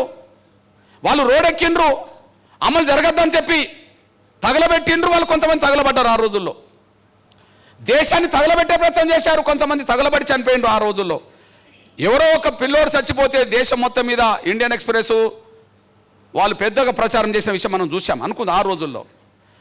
అది కూడా అంటే బీసీలకు రిజర్వేషన్ ఒప్పుకోమని అగ్రకులాలు, బీసీలకు రిజర్వేషన్లు కావాలని దళిత బీసీలు అందరూ కలిసి పోరాటం చేసి దాన్ని సాధించుకున్నారు. మొత్తానికి జరిగిన కాలం ఎంత అంటే ఒక 4-5 సంవత్సరాల కంటే మించలే ఘర్షణ. వద్దనే వాళ్ళ మధ్యలో, కావాలనే మధ్యలో, అంతే కదా. అంటే 2 సార్లు దేశంలో కుదిపిన సంఘటనలే కదా. కమ్యూనల్ అవార్డు వచ్చినప్పుడు లేదా మండల కమిషన్ వచ్చినప్పుడు దేశం మొత్తం కుదిపోయింది కదా. అయినప్పటికీ 4-5 సంవత్సరాల్లో అటు ఇటు సమస్య పరిష్కారం అయింది కదా. కానీ మూడోసారి దేశవ్యాప్తంగా చర్చ ఎస్సీ వర్గీకరణ జరుగుతుంటే ఎస్సీ వర్గీకరణ అడ్డుకుంటామని చెప్పి 30 ఏళ్ళు అడ్డుపడుతున్నారు కదా. వీళ్ళు 30 ఏళ్ళు అడ్డం పడుతున్నారు కదా. 97లో వర్గీకరణ సాధిస్తే ఆ ఫలాలు అనుభవిస్తున్న సమయంలో మన నోటికాడు కూడు కంచం లాక్కున్నారు కదా. మళ్ళా 2000 సంవత్సరంలో రాష్ట్రపతి ఆమోదంతో సాధిస్తే 4 ఏళ్ళు అనుభవిస్తూ మన పిల్లలు పైకి వస్తున్న సమయంలో ఇప్పుడు 3 ప్రొఫెసర్లు ఉన్నారు. మన చెల్లె ప్రొఫెసర్ సుజాత వర్గీకరణ వల్ల వచ్చిందని చెప్పుకున్నది కదా. కాసిం వర్గీకరణ వల్ల వచ్చిందని చెప్పింది కదా. మన మల్లేష్ ఇప్పుడు ప్రధాన పత్ర పోషిస్తున్న మల్లేష్ ప్రొఫెసర్ వర్గీకరణ వల్లనే వచ్చారు కదా. వర్గీకరణ అయితే ఈ 3 మనకు అనిపించే వాళ్ళు కాదు కదా. అట్లా మన పిల్లలు కొద్దిగా పైకొస్తున్న సమయంలో మళ్ళా మన బిడ్డల నోటికాడు కూడు కంచాన్ని మళ్ళా లాక్కున్నారు కదా. 20 ఏళ్ళు మళ్ళా దాన్ని నిలబెట్టడం కోసం అష్ట కష్టాలు పడ్డాం కదా. 20 ఏళ్ళు మళ్ళీ ఆ లక్ష్యాన్ని సాధించడం కోసం అష్ట కష్టాలు పడ్డాం కదా. 2024 ఆగస్టు 1 తారీఖున తీర్పు వచ్చింది కదా. ఆ తీర్పు వచ్చిన ఫలితం మన బిడ్డలు అనుభవిస్తారని చెప్పి అనుకుంటున్న సమయంలో ఇంకా అడ్డుపడుతున్నారు కదా. నిన్న 11,000 టీచర్ పోస్టులో వర్గీకరణ ఉంటే మన బిడ్డలకు మేలు జరిగేది కదా. అంటే మన నోటికాడు కూడు మళ్ళీ కంచం లాక్కున్నట్టే కదా. వర్గీకరణ జరగకుండా వచ్చే నియామకాలు కానీ, చేసే నియామకాలు కానీ, వర్గీకరణ లేకుండా జరిగే అడ్మిషన్స్లో కానీ మన పిల్లలు నష్టపోతున్నారు కదా. అంటే మన నోటికాడు కూడు లాగుతున్నారు కదా, గుంజుకుంటున్నారు కదా. నేను మళ్ళా అంటున్నా, నేను 30 ఏళ్ల పాటు ఈ పోరాటం ఎందుకు జరుగుతుంది? దేశవ్యాప్తంగా ప్రధాన చర్చ జరిగిన కమ్యూనల్ అవార్డు అప్పుడు 4 ఏళ్ల సమస్య పరిష్కారం అయింది. మండల కమిషన్ అప్పుడు 4 ఏళ్ళ పరిష్కారం అయింది. దానికి దీనికి తేడేందంటే లేని రిజర్వేషన్ల కాలంలో రిజర్వేషన్ సాధించడం కోసం 4 ఏళ్ళే పట్టింది. అది కమ్యూనల్ అవార్డు కాలమైనా లేదా మండల కమిషన్ కాలమైనా. అరే లేని కాడ అగ్రకులాలు ఒప్పుకోవడానికి 4 ఏళ్ళే పట్టింది అప్పుడు ఇప్పుడు. కానీ ఉన్నది పంచుకుందామంటే ఒప్పుకోవడానికి ప్రయత్నం చేయండి ఇప్పుడు 30 ఏళ్ళ పాటు. ఉన్నది పంచుకుందామంటే లేనిదే కదా, లేని కాలంలో కదా అగ్రకులాలు ఒప్పుకున్నాయి, అది అమలు జరిగింది కదా. లేని కాలంలో కదా మండల కమిషన్ ఒప్పుకున్నది, అమలు జరుగుతున్నది కదా. అమలు జరుగుతున్న కాడ రిజర్వేషన్లు పంచుకుందామంటే ఒప్పుకోవట్లేదే. ఉన్నది పంచుకుందాము, అందరం పైకి వద్దాం, అందరం బాగుపడదామని చెప్తే లేదు మేము పంచుకోనియం, దీన్ని రాష్ట్రపతి ఆమోదిస్తాడు, డోంట్ కేర్. కేఆర్ నారాయణ రాష్ట్రపతికి ఉన్న కాలంలో ఎస్సీ వర్గీకరణ సమర్థించాడు. మన్మోహన్ సింగ్ గారు కమిషన్, ఉషా మేర కమిషన్ వేశాడు ప్రధానమంత్రిగా. పోనీ ఇప్పటి ప్రధానమంత్రి గౌరవ నరేంద్ర మోడీ గారు ఎస్సీ వర్గీకరణ సంపూర్ణ సహకారం అందించి సుప్రీంకోర్టులో వర్గీకరణ విషయంలో కేంద్రం అఫిడవిట్ ఇవ్వడానికి కోఆపరేషన్ చేశారు. ప్రధానమంత్రులు మీకు అనుకూలమైన మేము కాదు పో అంటుండ్రు. సుప్రీంకోర్టు చీఫ్ జస్టిస్ ఆధ్వర్యంలో వచ్చిన తీర్పు కూడా మాకు డోంట్ కేర్ అంటాను. దేశంలో పడ్డ ప్రతి కమిషన్ వర్గీకరణ సపోర్ట్ చేస్తుంది. మనలాంటి వాళ్ళం పుట్టకముందు వచ్చిన లోకూర్ కమిటీ, 65లో వచ్చిన లోకూర్ కమిటీ నుంచి మొదలుకుంటే మన ఉద్యమం ప్రారంభంలో వచ్చిన రామచంద్ర కమిషన్, మన ఉద్యమం మధ్యభాగంలో వచ్చిన ఉషా మేర కమిషన్, పక్క రాష్ట్రంలో కర్ణాటకలో వేసిన జస్టిస్ సదాశివన్ కమిషన్, తమిళనాడులో వేసిన జస్టిస్ జనార్దన్ కమిషన్, లేదా మహారాష్ట్రలో వేసిన లాహోజీ సాల్వే కమిటీ, లేదా హర్యానాలో పంజాబ్లో వేసిన గుర్నామ్ సింగ్ కమిషన్, ఉత్తరప్రదేశ్లో వేసిన హుకుమ్ సింగ్ కమిషన్, ఏ కమిషన్ వేసినా ఆయా రాష్ట్రాల్లో వర్గీకరణ జరగాలని కోరుకుంటున్నాయి. ఎన్ని కమిషన్లు వర్గీకరణకు అనుకూలమైనా మేము వర్గీకరణ ఒప్పుకోమని వీళ్ళంటాను. సమస్త సమాజం మాలయేతర సమాజం, సమస్త సమాజం మాలయేతర సమాజం.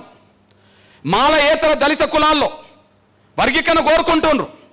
ఆ వర్గీకరణ కోరుకునే కాడ మేము మాలలతో కలిసి ఉండం, మాదిగలతో కలిసి ఉండం అనేది వాళ్ళ స్వేచ్ఛ, వాళ్ళ హక్కుకు సంబంధించిన విషయం ఎవరికైనా. అవును, ఇంతకాలం దళితుల్లో మాలలు అనుభవించిండ్రు, రిజర్వేషన్ పాలలు ఎక్కువ పొందిండ్రు, మేము మాలలతో కూడా కలిసి ఉండమని మాల అనుబంధంగా అనబడుతున్న కొన్ని కులాలు అంటున్నాయి.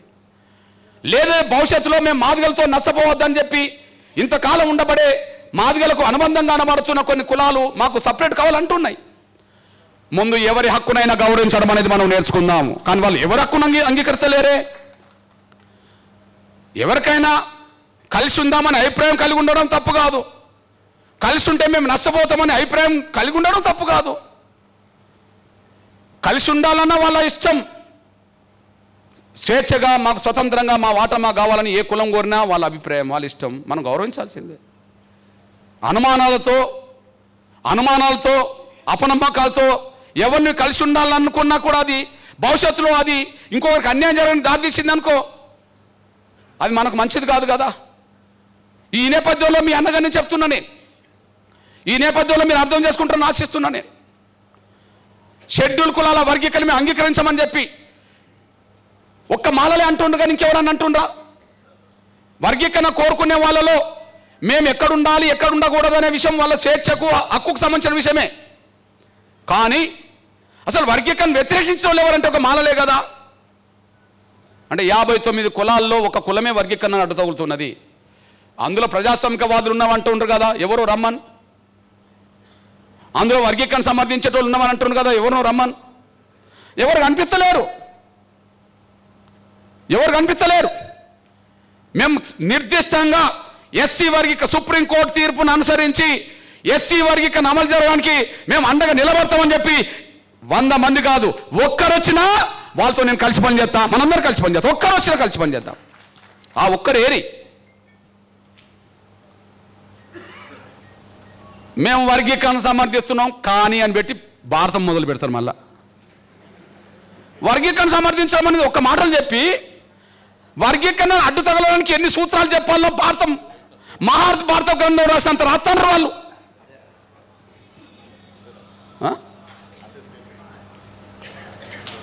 అంటే వాళ్ళకి ఇష్టం లేదు అసలే. డైరెక్ట్ వ్యతిరేకించడం వలన మనకు పెద్ద ప్రాబ్లం కాదు, యుద్ధంలో అటో ఇటో ఉంటారు. అసలు ఈ బ్యాచ్ అట్లా కూడా లేదు. మళ్ళా సమాజం దృష్టిలో మళ్ళీ డెమోక్రసీగా కనిపించాల, మళ్ళీ వర్గీకరణమో మాల కులతత్వం ద్వారా అమలు జరగద్దు అంతే. వాళ్ళకంటే నడి రోడ్డు మీద వర్గీకరణ జరగనీయమని అనేటోళ్ళకంటే ఈ నుసుగుడు బ్యాచ్ అసలు ప్రమాదం. ఈ ముసుగు బ్యాచ్ తోటి, ఈ నొసుగుడు బ్యాచ్ తోటే ఈ ప్రమాదం. వాళ్ళు రమ్మను, అరే వర్గీకరణ జరగాలి, అమలు జరగాలి, ఈ సమస్యలు ఇంటర్నల్గా పరిష్కరించుకుందాం. ఎవరొద్దన్నారు? ఏమున్నాయి సమస్యలు? ఈ నేపథ్యంలో ఒక్క వర్గమైనా వాళ్ళు వర్గీకరణ అడ్డు తగిలే శక్తివంతులు. నిన్నటి వరకు ఏ కుటుంబం అయితే, కుటుంబ పెద్ద అయితే ఉమ్మడి ఆంధ్రప్రదేశ్లో వర్గీకరణ వ్యతిరేక మాల మహానాన్ని ప్రోత్సహించారు, ఏ మాల లీడర్లు అయితే ప్రోత్సహించారు, ఏ మాల ప్రజాపతులు అయితే ఇంటర్నల్ ప్రోత్సహించారో ఆ కుటుంబానికి సంబంధించిన వ్యక్తుల ఆ కుటుంబమే ఇవాళ నడి రోడ్డు మీదకి వచ్చేసింది.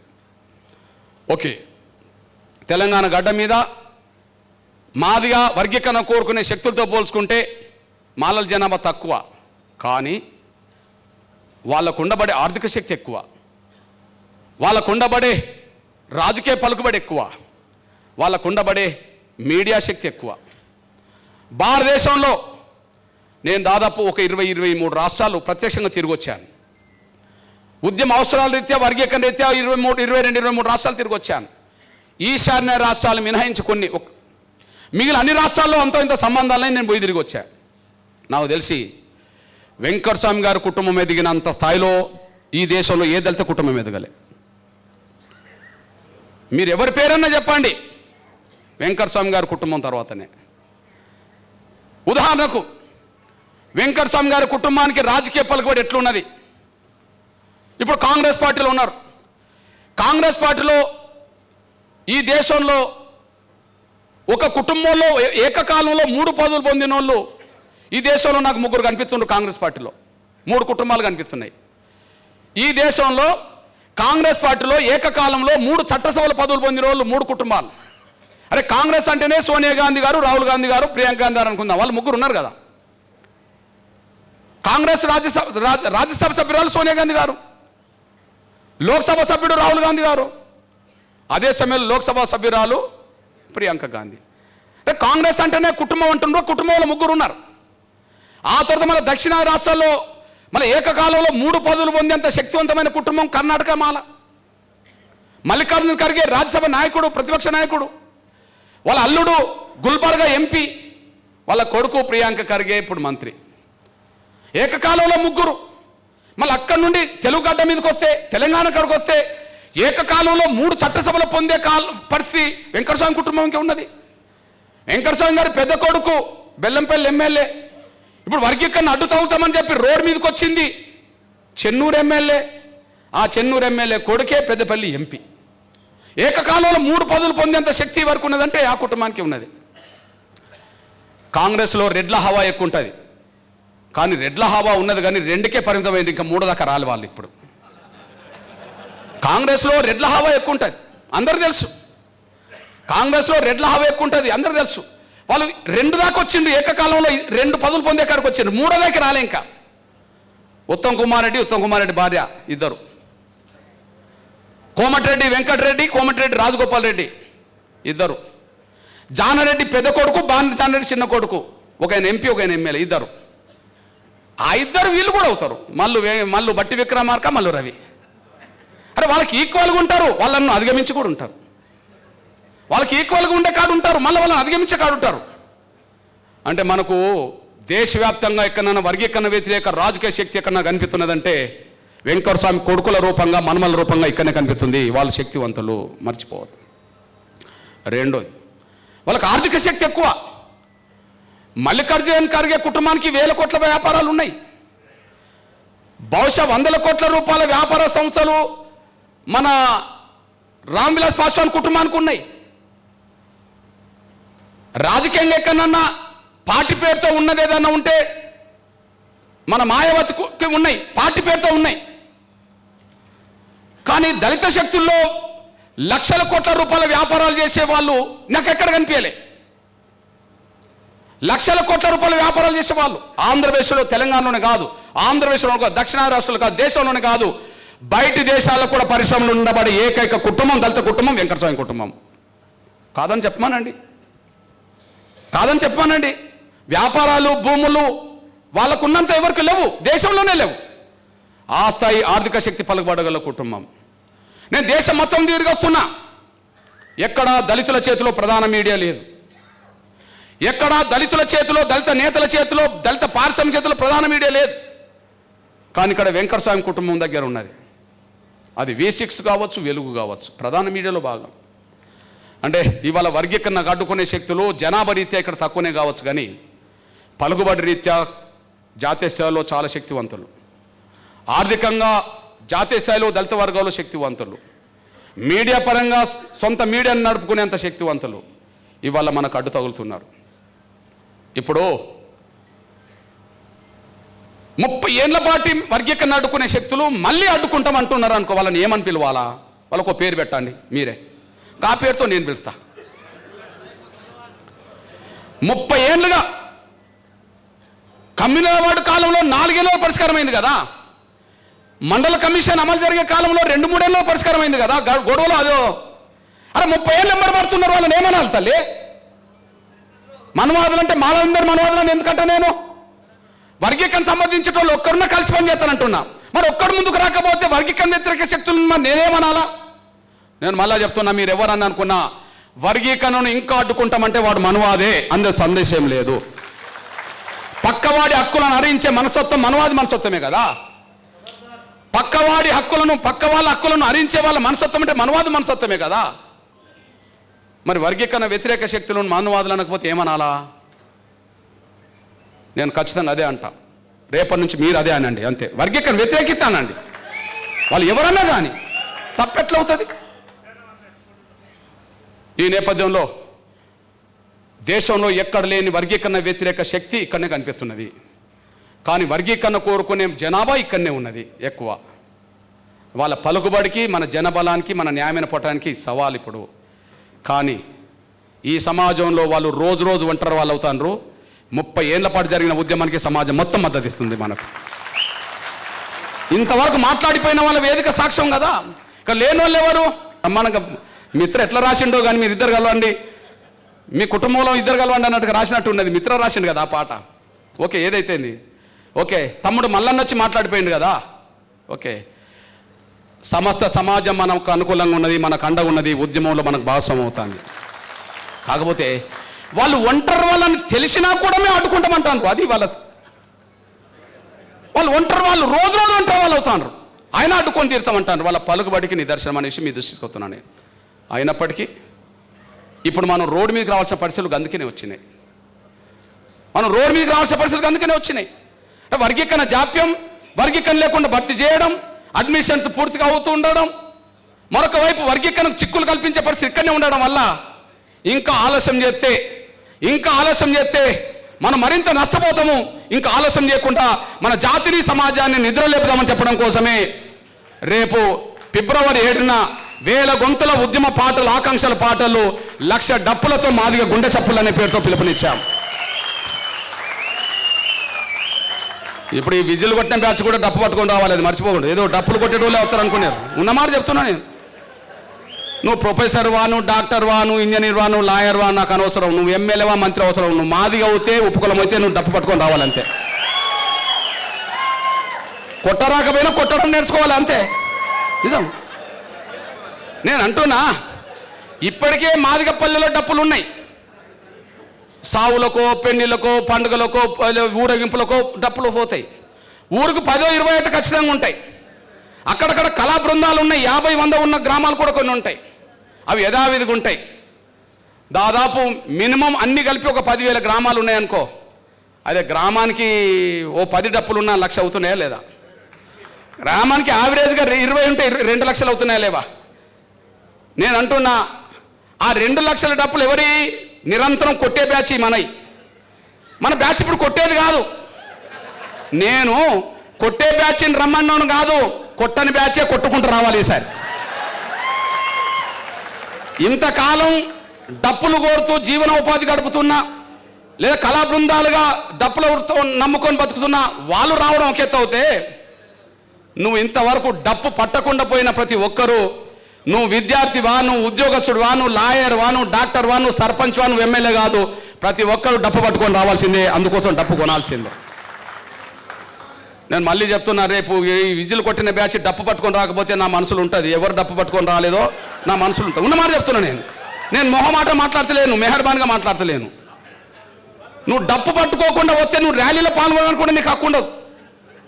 ఏదో వాళ్ళు కొడుతుంటే మళ్ళీ జెండా పట్టుకొని వస్తే నాకు అనవసరం. డప్పు పట్టుకొని రావాలి. అందువల్ల డప్పు కొనుక్కోండి, కొనిపియండి మనోళ్ళకి. డప్పు మీరు కొనండి, డప్పు కొనిపియండి, మీరు కొనియండి. కొనిపియండి అని మీకెందుకు చెప్పాలి? మీరు కొనియాల్సిన బ్యాచ్ కదా ఉద్యోగస్తులు. నేను ఎవరికో అనుకుంటా, నేను ఎవరికో అనుకున్నా మీరు కొనండి కొనిపియండి అని చెప్పి. కాదు, మీరు కొనండి కొనియండి. ఈ బ్యాచ్ అదే ఇప్పుడు ఈ బ్యాచ్.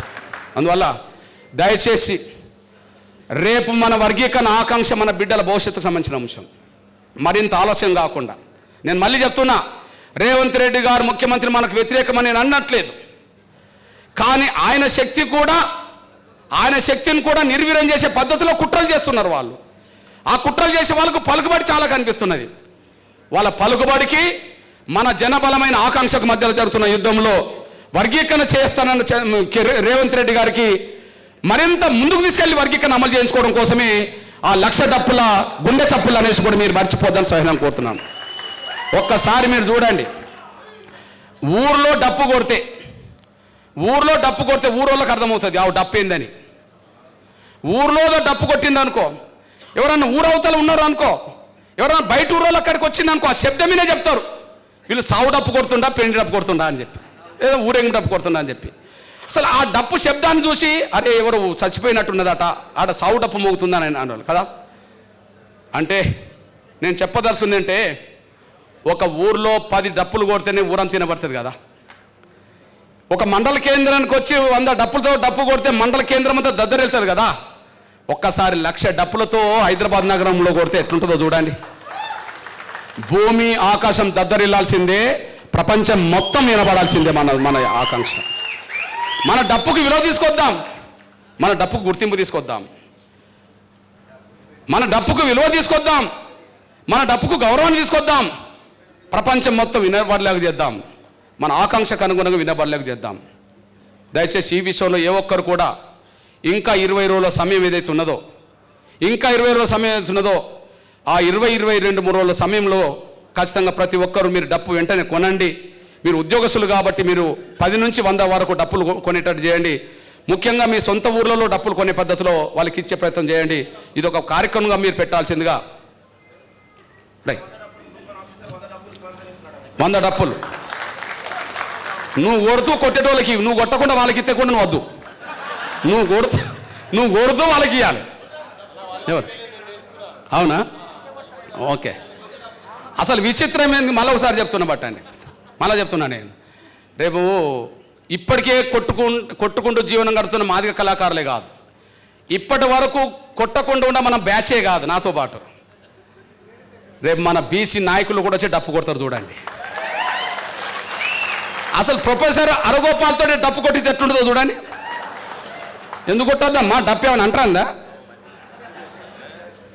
అంటారా? మనల్ని, మన డిమాండ్ను సమర్థించే వాళ్ళు, మన డప్పును గౌరవించే వాళ్ళు ఏ కులమైనా రేపు కొడతారు చూడండి.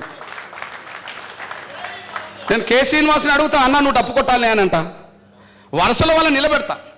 జయప్రకాష్ నారాయణ సార్ మా ఉద్యమం మీద నీకు గౌరవం ఉంటే మా డప్పు కొట్టు సార్ అని చెప్పేస్తా. రేపు చిత్ర విచిత్రాలు చూడబోతున్నాయి ప్రపంచం మొత్తం 1,00,000 డప్పులతో. రేపు చిత్ర విచిత్రాలు చూడబోతున్నారు అంతే.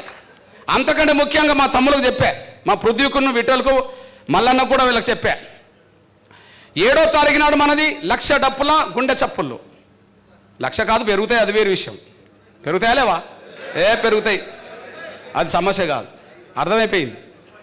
ఇప్పటికే మాదిగలందరూ డప్పులు కాసుకుంటాను, నిప్పుల్లో కాలుతాను, ఏదో జరగబోతుంది కథ అని చెప్పి. వీళ్ళు ఉత్తగా రాడే, ఏదో యుద్ధం అంటే నెత్తారు మనవులు కూడా. ఉత్తగా మీటింగ్లు పెట్టే కూడా రారమ్మా వీళ్ళు, ఈ బ్యాచ్. ఏదైనా సవాల్ వచ్చిందనుకో వీడు ముందట ఉంటాడు. ఏదైనా సవాల్ ఏర్పడ్డది అనుకో, డప్పో ఏదో పట్టుకొని ముందుకు వచ్చేస్తాడు.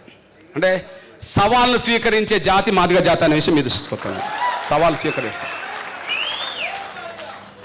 ఓకే, ఇక్కడ తమ్ములకు చెప్పాను, ఒకసారి ఎట్లుంటుందో చూడండి.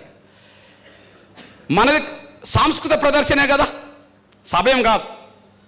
పెద్ద అంబేద్కర్ సెక్రటరీ నుంచి మొదలుకొని, నెక్లెస్ రోడ్ నుంచి మొదలుకొని, సరిగ్గా మళ్ళీ ట్యాంక్ బండ్ నుంచి చిన్న అంబేద్కర్ దగ్గరకు వస్తాం. ఒక మాట చెప్పంటే, సాగరహారం అటు జరిగింది, మిలియన్ మార్చ్ ఇటు జరిగింది, 2 కలిపి 1,00,000 డప్పుల దండోర జరుగుతుంది. సాగరహారం ఎటు జరిగింది? అవతల వైపు జరిగింది. మిలియన్ మార్చ్ ఎక్కడ జరిగింది? రేపు 1,00,000 డప్పుల దండోర ఎక్కడ జరుగుతుంది? గుండె చప్పుళ్ళు మొత్తం జరుగుతుంది. ఒక్కసారి ఆ చిత్రం కనుక చూస్తే ప్రపంచమే మొత్తం మన డప్పుల శబ్దానికి అబ్బా తల వంచక తప్పదు రేపు భవిష్యత్తులో. అట్లనే ఆ తాగి తీసుకొద్దాం. కానీ ఇంకొక అవకాశం కూడా ఆలోచిస్తున్నాం. మన కళా ప్రదర్శనలకు మద్దతుగా, సాంస్కృతిక ప్రదర్శనలకు మద్దతుగా, మన డప్పులకు మద్దతుగా బీసీల్లో దాదాపు 50-60 కులాలకు సాంస్కృతిక వాయిద్యాలు ఉన్నాయి. ఆదివాసుల్లో దాదాపు 20-30 తెగలకు సాంస్కృతిక వాయిద్యాలు ఉన్నాయి. మన దళితుల్లో వచ్చే సాంస్కృతిక వాయిద్యాలు మరికొన్ని ఉన్నాయి. 26 జనవరి అప్పుడు పరేడ్ గ్రౌండ్లో ఏం జరుగుతాయి? శకటాలు తిరుగుతాయి. మేము వర్గీకరణ సమర్థిస్తున్నాం, 1,00,000 డప్పులకు మద్దతుగా ముందు మా సాంస్కృతిక వాయిద్యాన్ని వినిపిస్తున్నాం అని చెప్పి ప్రతి కులంతో శకటాలు పెట్టిద్దాం. తమ్ములు సహకరిస్తే, మద్దతు ఇస్తే అదో ప్రదర్శన. ఒక శకటం ఉంటుంది, దాని ముందట ఒక వాయిద్యం ఉంటుంది. 100 మంది చాలా బ్యాచ్, మన బ్యాచ్ 100 మంది చాలు. ఇప్పుడు మన తమ్ముడు ఉన్నారు, గొల్ల కుర్మ, డోల్ దెబ్బ, గొల్లమ కుర్మది ఒక శకటం వస్తుంది, దాని ముందు డోల్ దెబ్బ బ్యాచ్ మన వాళ్ళు ఒక 100 మంది ముందట్టు ఉంటారు. 100 మంది చాలు. ఇట్లా రాబోయే కొద్ది రోజుల్లో అది 1వ తారీఖు నాడు పెడదామా, 2వ పెడదామా? రేపు ఎంబీసీ సమావేశం జరగబోతుంది. ఆ ఎంబీసీ సమావేశంలో ఖచ్చితంగా తేదీ డిసైడ్ అవుతుంది. ఖచ్చితంగా మినిమం 100 కులాలతో కళా ప్రదర్శన జరగబోతుంది అనేసి కూడా మేము మనకు మద్దతుగా, ఇక మనకు మద్దతుగానే 100 కులాలు రేపు రోడ్డు మీదకి వస్తే మాదిగోళ్ళు ఇళ్ళల్లో ఉంటే వాళ్ళే అనుకుంటారు, రే మన కోసం అందరు పోయినరా, ఇక మనం పోకపోతే మనం బతికినట్టు కాదురా, చచ్చినట్టు అవుతుందని చెప్పి వాళ్ళే భావించుకుంటారు. ఆ ప్రయత్నం కూడా తమ్ముళ్ళు మీ మీద బాధ్యత ఉన్నది. చాలు 100 శకటాలు, ఒక్కొక్క శకటం ముందు 100 మంది చాలు, వాళ్ళ వాయిద్యాలు వినిపించే వాళ్ళు 100 మంది చాలు. ఈ విధంగా సమాజం యావత్తు ఎంఆర్పిఎస్కు, వర్గీకరణకు, లక్ష్యానికి అండగున్నదనే ఒక సంకేతం వెళ్ళిపోతుంది. మరింత జాప్యం జరగకుండా రేవంత్ రెడ్డి గారి సర్కారు ముందుకొస్తుంది.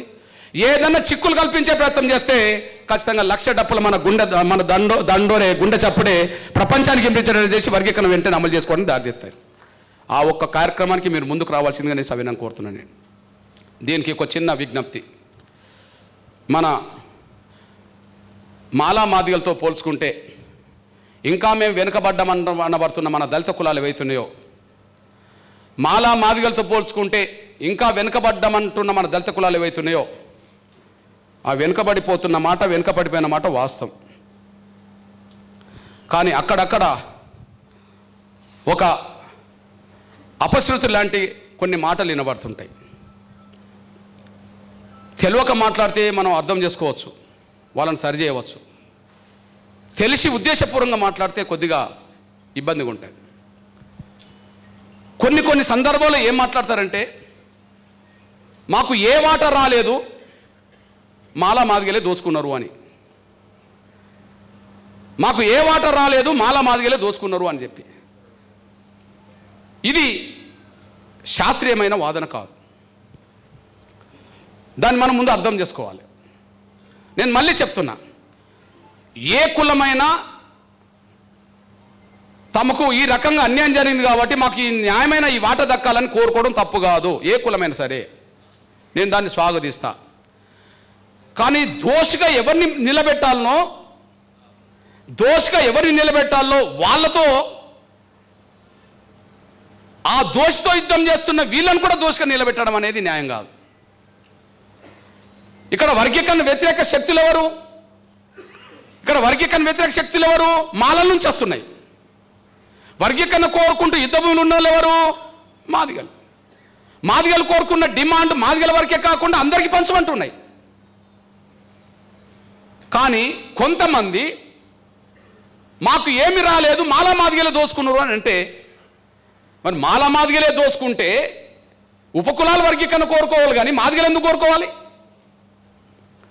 మాలలు మాదిగలు ఇద్దరు కలిసి దోసుకున్నారు అనుకో, ఇక మాలలు మాదిగలు వర్గీకరణ వ్యతిరేకించాలి, దోసుకునే సెక్షన్లు ఉంటారు కాబట్టి.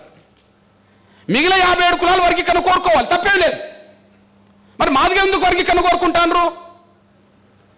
ఈ ఒక్క విషయం మీరు అర్థం చేసుకుంటారని ఆశిస్తున్నాను. నేను ఎగ్జాంపుల్ ఒక లెక్క చెప్తాను. మేము దోసుకోబడుతున్నామని చెప్పి మాదిగలు అంటారు. మాదిగలే దోసుకోబడుతున్న తర్వాత ఉపకులాలు ఎట్లా దోసుకుంటారు? ఇతర కులాలు ఎట్లా దోసుకుంటారు? మాదిగలు దోసుకోబడుతున్నారు ఎవరి చేత? మాలల చేత. ఎగ్జాంపుల్, ఈ వర్గీకరణలో మాదిగల జనాభా 9 అనుకుందాం. డైరెక్ట్ సింగిల్ క్యాస్ట్ మాదిగల జనాభా 9 అనుకుందాం. ఓకే, మాలల జనాభా ఒక 4-5 అనుకుందాం. ఇతర కులాల జనాభా 1% 2% అనుకుందాం. ఇప్పుడు మాలల జనాభా 4 ఉండి వాళ్ళు 8 పొందినరు అనుకో, అదనంగా 4% అదనంగా పొందినట్టు. ఈ అదనంగా పొందిన 4%లో మాదిగల జనాభా 9 అయితే వాళ్ళకి 6 వచ్చినాయి అనుకుందాం. వీళ్ళు కోల్పోయింది ఎంత? 3 కోల్పోయారు. వీళ్ళు కోల్పోయింది ఎంత? 3 కోల్పోయారు. వీడు 9 ఉండి 10 తీసుకుంటే ఇతర కులాల అవకాశాలు దోసుకున్నట్టు. వీడు 9 ఉండి 6 తీసుకున్నాడు అనుకో, నీకు 1 రావాల్సిన కాడ ఆఫ్ వచ్చింది అనుకో, నీకు 1 రావాలి, నీకు 1 రావాల్సిన కాడ ఆఫ్ వచ్చింది అనుకో, నువ్వు నష్టపోయింది ఎంత? ఆఫ్. మాదిగలు నష్టపోయింది ఎంత? 3. ఈ ఇద్దరు కలిపి దోసుకున్నది ఎవరు? ఇది అర్థం చేసుకోవాలి. వీళ్ళకు రావాల్సిన 9 కంటే 10 తీసుకుంటే ఆ 1%లో ఉపకులాల వాటా ఇతర కులాల వాటా దోసుకున్నట్టే. అంటే మీకు 1% వస్తే ఆ % వీళ్ళు తిన్నట్టే. మాదిగలకు రావాల్సిన 9% వాటా కంటే ఒక 2% తగ్గింది అనుకుంటే ఆ 2% ఇతర దళిత కులాలు తీసుకున్నట్టు కాదు, మాలలు తీసుకున్నట్టే. అందువల్ల మాలలు వాళ్ళ జనాభా కంటే ఎక్కువ పొందడం వల్ల మాదిగలు నష్టపోయారు, ఇతర కులాలు నష్టపోయారు. అవును, మాదిగల జనాభా సింగిల్గా 10% ఉంటే వాళ్ళకు 6% వచ్చిందంటే 4 నష్టపోయినాం. ఇంకెవరిది దోసుకున్నట్టు? సమాజంలో ఉద్యోగస్తులు కనిపిస్తారు వీళ్ళ జనాభా ఉన్నది కాబట్టి, చదువుకునే అవకాశాలు కూడా కనిపిస్తారు వీళ్ళ జనాభా ఉన్నది కాబట్టి, వీళ్ళు ఉద్యోగస్తులు కనిపిస్తారు, వీళ్ళు చదువుకునే కాడ కనిపిస్తారు, వీళ్ళు డాక్టర్ల కాడ కనిపిస్తారు, వీళ్ళు ఇంజనీర్ల కాడ కనిపిస్తారు. ఆ కనిపించే వాళ్ళ సంఖ్య జనాభాకి మించి ఉన్నదా తగ్గి ఉన్నదా? ఎగ్జాంపుల్ ఉస్మానియా యూనివర్సిటీలో అందరు కలిసి 60 మంది ఉన్నారు అనుకోండి. ఉస్మానియా యూనివర్సిటీలో అందరు కలిసి 60 మంది అనుకో ఎస్సీలు. ఆ ఎస్సీలో 60 మందిలో ఒక 60%, 36 ఒక 60% మాదిగలకు వస్తే 36 మంది ప్రొఫెసర్లు ఉంటే వీళ్ళ వాటా వీళ్ళు తిన్నట్టు. 36 కంటే ఇంకో 4 పెరిగితే ఇతరుల వాటా తిన్నట్టు. మరి 36 లేకుండా 20 వచ్చినాయి అనుకో, వీళ్ళ వాటా కోల్పోయినట్టు. వీళ్ళ వాటా ఎవరు తీసుకున్నట్టు? మాలలు తీసుకున్నట్టు. వాళ్ళు ఎక్కువ మంది ఉన్నారు. ఒకవేళ 1% రావాల్సిన కాడ కూడా 1% లేదనుకో, ఈ వాటా కూడా ఎవరు తీసుకున్నట్టు? వాళ్ళు తీసుకున్నట్టు. కనీసం ఇదన్నీ అర్థం చేసుకోవాలని విజ్ఞప్తి చేస్తున్నాను నేను. ఇద్దరిని కలిపి దోపిడీకి దారులుగా నిలబెడితే మరి మాదిగలు ఎందుకు దోసుకోబడ్డరని చెప్పి ఉద్యమం చేయాల్సి వచ్చింది 30 ఏళ్ళు? ఈ విషయాన్ని అర్థం చేసుకోవాలి కదా. అర్థం చేసుకోకుండా మాదిగా ఉద్యోగస్తులు అక్కడ కనిపిస్తుండ్రు, మేము లేము కదా, మాదిగా స్టూడెంట్స్ అక్కడ కనిపిస్తుండ్రు, మేము లేము కదా అంటే ఆడవాళ్ళ జనాభా కంటే మించి పొందితే నువ్వు లేకపోతే నష్టానికి కారణం వీళ్ళు అవుతారు. కొంత నీ వాట నువ్వు ఇల్లు కూడా తీసుకున్నట్టు అవుతుంది. వాళ్ళ సంఖ్య అక్కడ లేనప్పుడు, జనాభా ఉండి కూడా సంఖ్య లేనప్పుడు, ఆడ నష్టపోయినప్పుడు నీ వాట తీసుకున్నట్టు కాదు, దోచుకోవడానికి వాళ్ళు ప్రయత్నం చేసిండు, మేము దోపిడి కూడా అయినట్టే. ఈ సంపూర్ణ అవగాహనతో మీరు ఎవరైనా ఉండాలని నేను సవినంగా కోరుతున్నాను. దయచేసి మళ్ళీ చెప్తున్నా, 15%లో 70% మాదిగలు ఉన్నారనుకోండి, సింగిల్ క్యాస్ట్గా అతిపెద్ద జనాభా కాబట్టి 70% కంటే మించి 80% పొందితే మాలలు దోచుకున్నట్టు కాదు, మాదిగల కంటే వెనుకబడ్డ కులాలనే దోచుకున్నట్టు నేను ఒప్పుకుంటా. కానీ 70% ఉండాల్సిన వాళ్ళు 50% వచ్చింది అనుకో, ఇంకా 20% నష్టపోయినాం. ఆడ 50% మీకు కనిపిస్తుంటుంది, నువ్వు 1% ఉన్న వాళ్ళు నువ్వు అక్కడ కనిపించవు.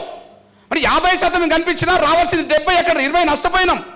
నీ 1% పరంగా నువ్వు నష్టపోయినావు, ఇద్దరు కలిపి తీసుకున్నది వాళ్ళు. అందుకనే వర్గీకరణ వ్యతిరేకిస్తున్నది వాళ్ళు. నష్టపోయినాం కాబట్టి వర్గీకరణ కోరుకున్నది దండోరా. అందువల్ల నీది నాది దోసుకున్నది మాల స్వార్థ పర్లేదు తప్ప మాదిగలు ఇతరులను దోసుకున్నారంటే అది కరెక్ట్ కాదు. ఎగ్జాంపుల్, నేను నా దళితుల్లో అన్ని కులాలు బాగుపడాలని కోరుకునేవాడిని. ఎగ్జాంపుల్, ఒకరోజు నేను కడియం సిఆర్ని సమర్థించా, ఒకరోజు కడియం సిఆర్ని వ్యతిరేకించా. ఇది అర్థం చేసుకోవాలి నా తల్లి. ఎప్పుడు సమర్థించా, ఎప్పుడు వ్యతిరేకించా? నేను సమర్థించింది ఎప్పుడు, వ్యతిరేకించింది ఎప్పుడు?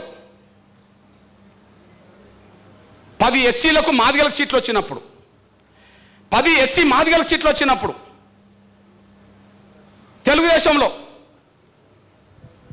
కడియం సిఆర్ గారికి వరంగల్లో గన్పూర్లో సీట్ వచ్చింది. గన్పూర్లో సీట్ వచ్చింది. ఓకే, మన బైండ్ల సోదరుడు 9 మాదిగలకు వచ్చినాయి. 9 మాదిగలకు వచ్చిన కాడ ఒకటి నా కులానికి రావాలి కదా, బైండ్లకు రావాలి. కాబట్టి కడియం సిఆర్కి మద్దతుగా ఎంఆర్పీ ప్రచారం చేసింది. ఆడ పోటీదారుడు ఎవరు? రాజన్నే. ఆడ కాంగ్రెస్ పార్టీ అభ్యర్థులు ఎవరు? రాజన్నే. రాజన్న ఏం కులము? మాదిగే. నేను ఆలోచించింది ఏంటిది, అరే 10 సీట్లున్న కాడ 9 మాదిగలకు ఇప్పటికే వచ్చినాయి, అవకాశం ఒక్క కాడనే గన్పూర్లో వచ్చింది కాబట్టి నా బైండ్ల కులానికి నా వంతుగా బైండ్ల కులానికి చేయడమే కరెక్ట్ అని చెప్పి నేను సమర్థించా. ఎవరినన్ను అడగండి. గన్పూర్లో సమర్థించి ఒక మీటింగ్ పెడితే టెంట్ను కూలగొట్టిండు రాజన్న మనుషులు. గన్పూర్లో టెంట్ వేసుకొని మద్దతు సభ జరుపుతుంటే రాజన్న మనుషులు, మాదిగ మనుషులు వచ్చి టెంట్ను పీకేశారు. నువ్వు మాదిగైన ఉండి నువ్వు బైండ్లకు ఎట్లా సపోర్ట్ చేస్తావని చెప్పి. అవును, 10 మంది ఉన్న కాడ 9 మంది మాదిగలు ఉన్న కాడ ఒక ఆయన నా దళితుడు ఇంకో కులస్తుడు ఉండాలి కదా అని చెప్పి నా వంతు నేను సాయం చేశాను. కాదా? కానీ అదే కడియం సిఆర్ని మళ్ళీ నేను మొన్న వ్యతిరేకించాల్సి వచ్చింది. ఎందుకు వ్యతిరేకించాల్సి వచ్చింది? అవును, 10 మందిలో నువ్వు ఒకటి ఉండాలి కానీ అన్నీ నువ్వే తీసుకోవద్దు కదా. మళ్ళా ఎగ్జాంపుల్, మీరు ఆలోచించండి. కడియం సిఆర్ గారు ఎంపీగా ఉన్నాడు, రాజన్న ఎమ్మెల్యే గెలిచి ఉప ముఖ్యమంత్రి అయ్యిండు. కడియం సిఆర్ గారు ఎంపీగా ఉన్నాడు, రాజన్న ఎమ్మెల్యే గెలిచి ఉప ముఖ్యమంత్రిగా ఉన్నాడు. కానీ ఎంపీగా ఉంటే నేను ఎప్పుడోసారి జిల్లాలు తిరగాల్సి వస్తుంది. నేను ఉప ముఖ్యమంత్రి కావాలంటే ఏదో రకంగా నేను అక్కడికి చేరాలని చెప్పి ఎంపీగా ఉన్న సమయంలోనే మళ్ళీ వచ్చి ఉప ముఖ్యమంత్రి అయ్యిండు. అంటే ఆయన కుండగా తీసుకున్నట్టే కదా. అక్కడ ఎంపీగా రాజీనామా చేసి ఉప ముఖ్యమంత్రి లాక్కున్నాడు. ఓకే, సరే, మాదిగా సంబంధించిన దగ్గరున్న కులమే ఉప ముఖ్యమంత్రి అయింది అనుకున్నాం. పోనీ తర్వాత జరిగిన పరిణామం ఏంటిది? ఎమ్మెల్సీగా ఉన్నాడు. మళ్ళా ఎమ్మెల్సీగా ఉన్నాడు. ఇంకా ఎంపీగా ఉన్నప్పుడు ఇంకా 4.5 సంవత్సరాలు ఉన్నది. కానీ ఎంపీని వదులుకొని డిప్యూటీ సీఎం అయ్యిండు. ఎవరిది లాక్కున్నట్టు? మాదిగలది లాక్కున్నాడు. నంబర్ 1. అప్పుడు నేను స్వాగతించాను కూడా. సరే, మాదిగకు పోతే ఇంకో మనవడే వచ్చిండు కదా అని చెప్పి. కానీ తర్వాత మళ్ళీ ఎమ్మెల్సీగా ఉన్నాడు కదా. ఎమ్మెల్సీగా ఇంకా 5 ఏళ్ళు ఉన్నది. ఎమ్మెల్సీగా 5 ఏళ్ళు ఉండగానే రాజన్న టికెట్ మళ్ళీ ఎవరు తీసుకున్నారు? ఎమ్మెల్యేగా ఎమ్మెల్సీ ఉన్నది. నువ్వు శాసన మండలిలో ఉన్నావు, మళ్ళీ ఎమ్మెల్యే టికెట్ తీసుకున్నావు. ఓకే, అంటే ఎమ్మెల్యే లేదు ఇప్పుడు, మళ్ళీ ఎమ్మెల్సీ వదులుకున్నావు. అంటే తీసుకున్నావు కదా, నీకు లేక కాదు కదా. ఎంపీగా లేక కాదు కదా నువ్వు డిప్యూటీ సీఎంకి వచ్చింది, నువ్వు ఎమ్మెల్సీగా లేక కాదు కదా నువ్వు ఎమ్మెల్యేగా వచ్చేసింది.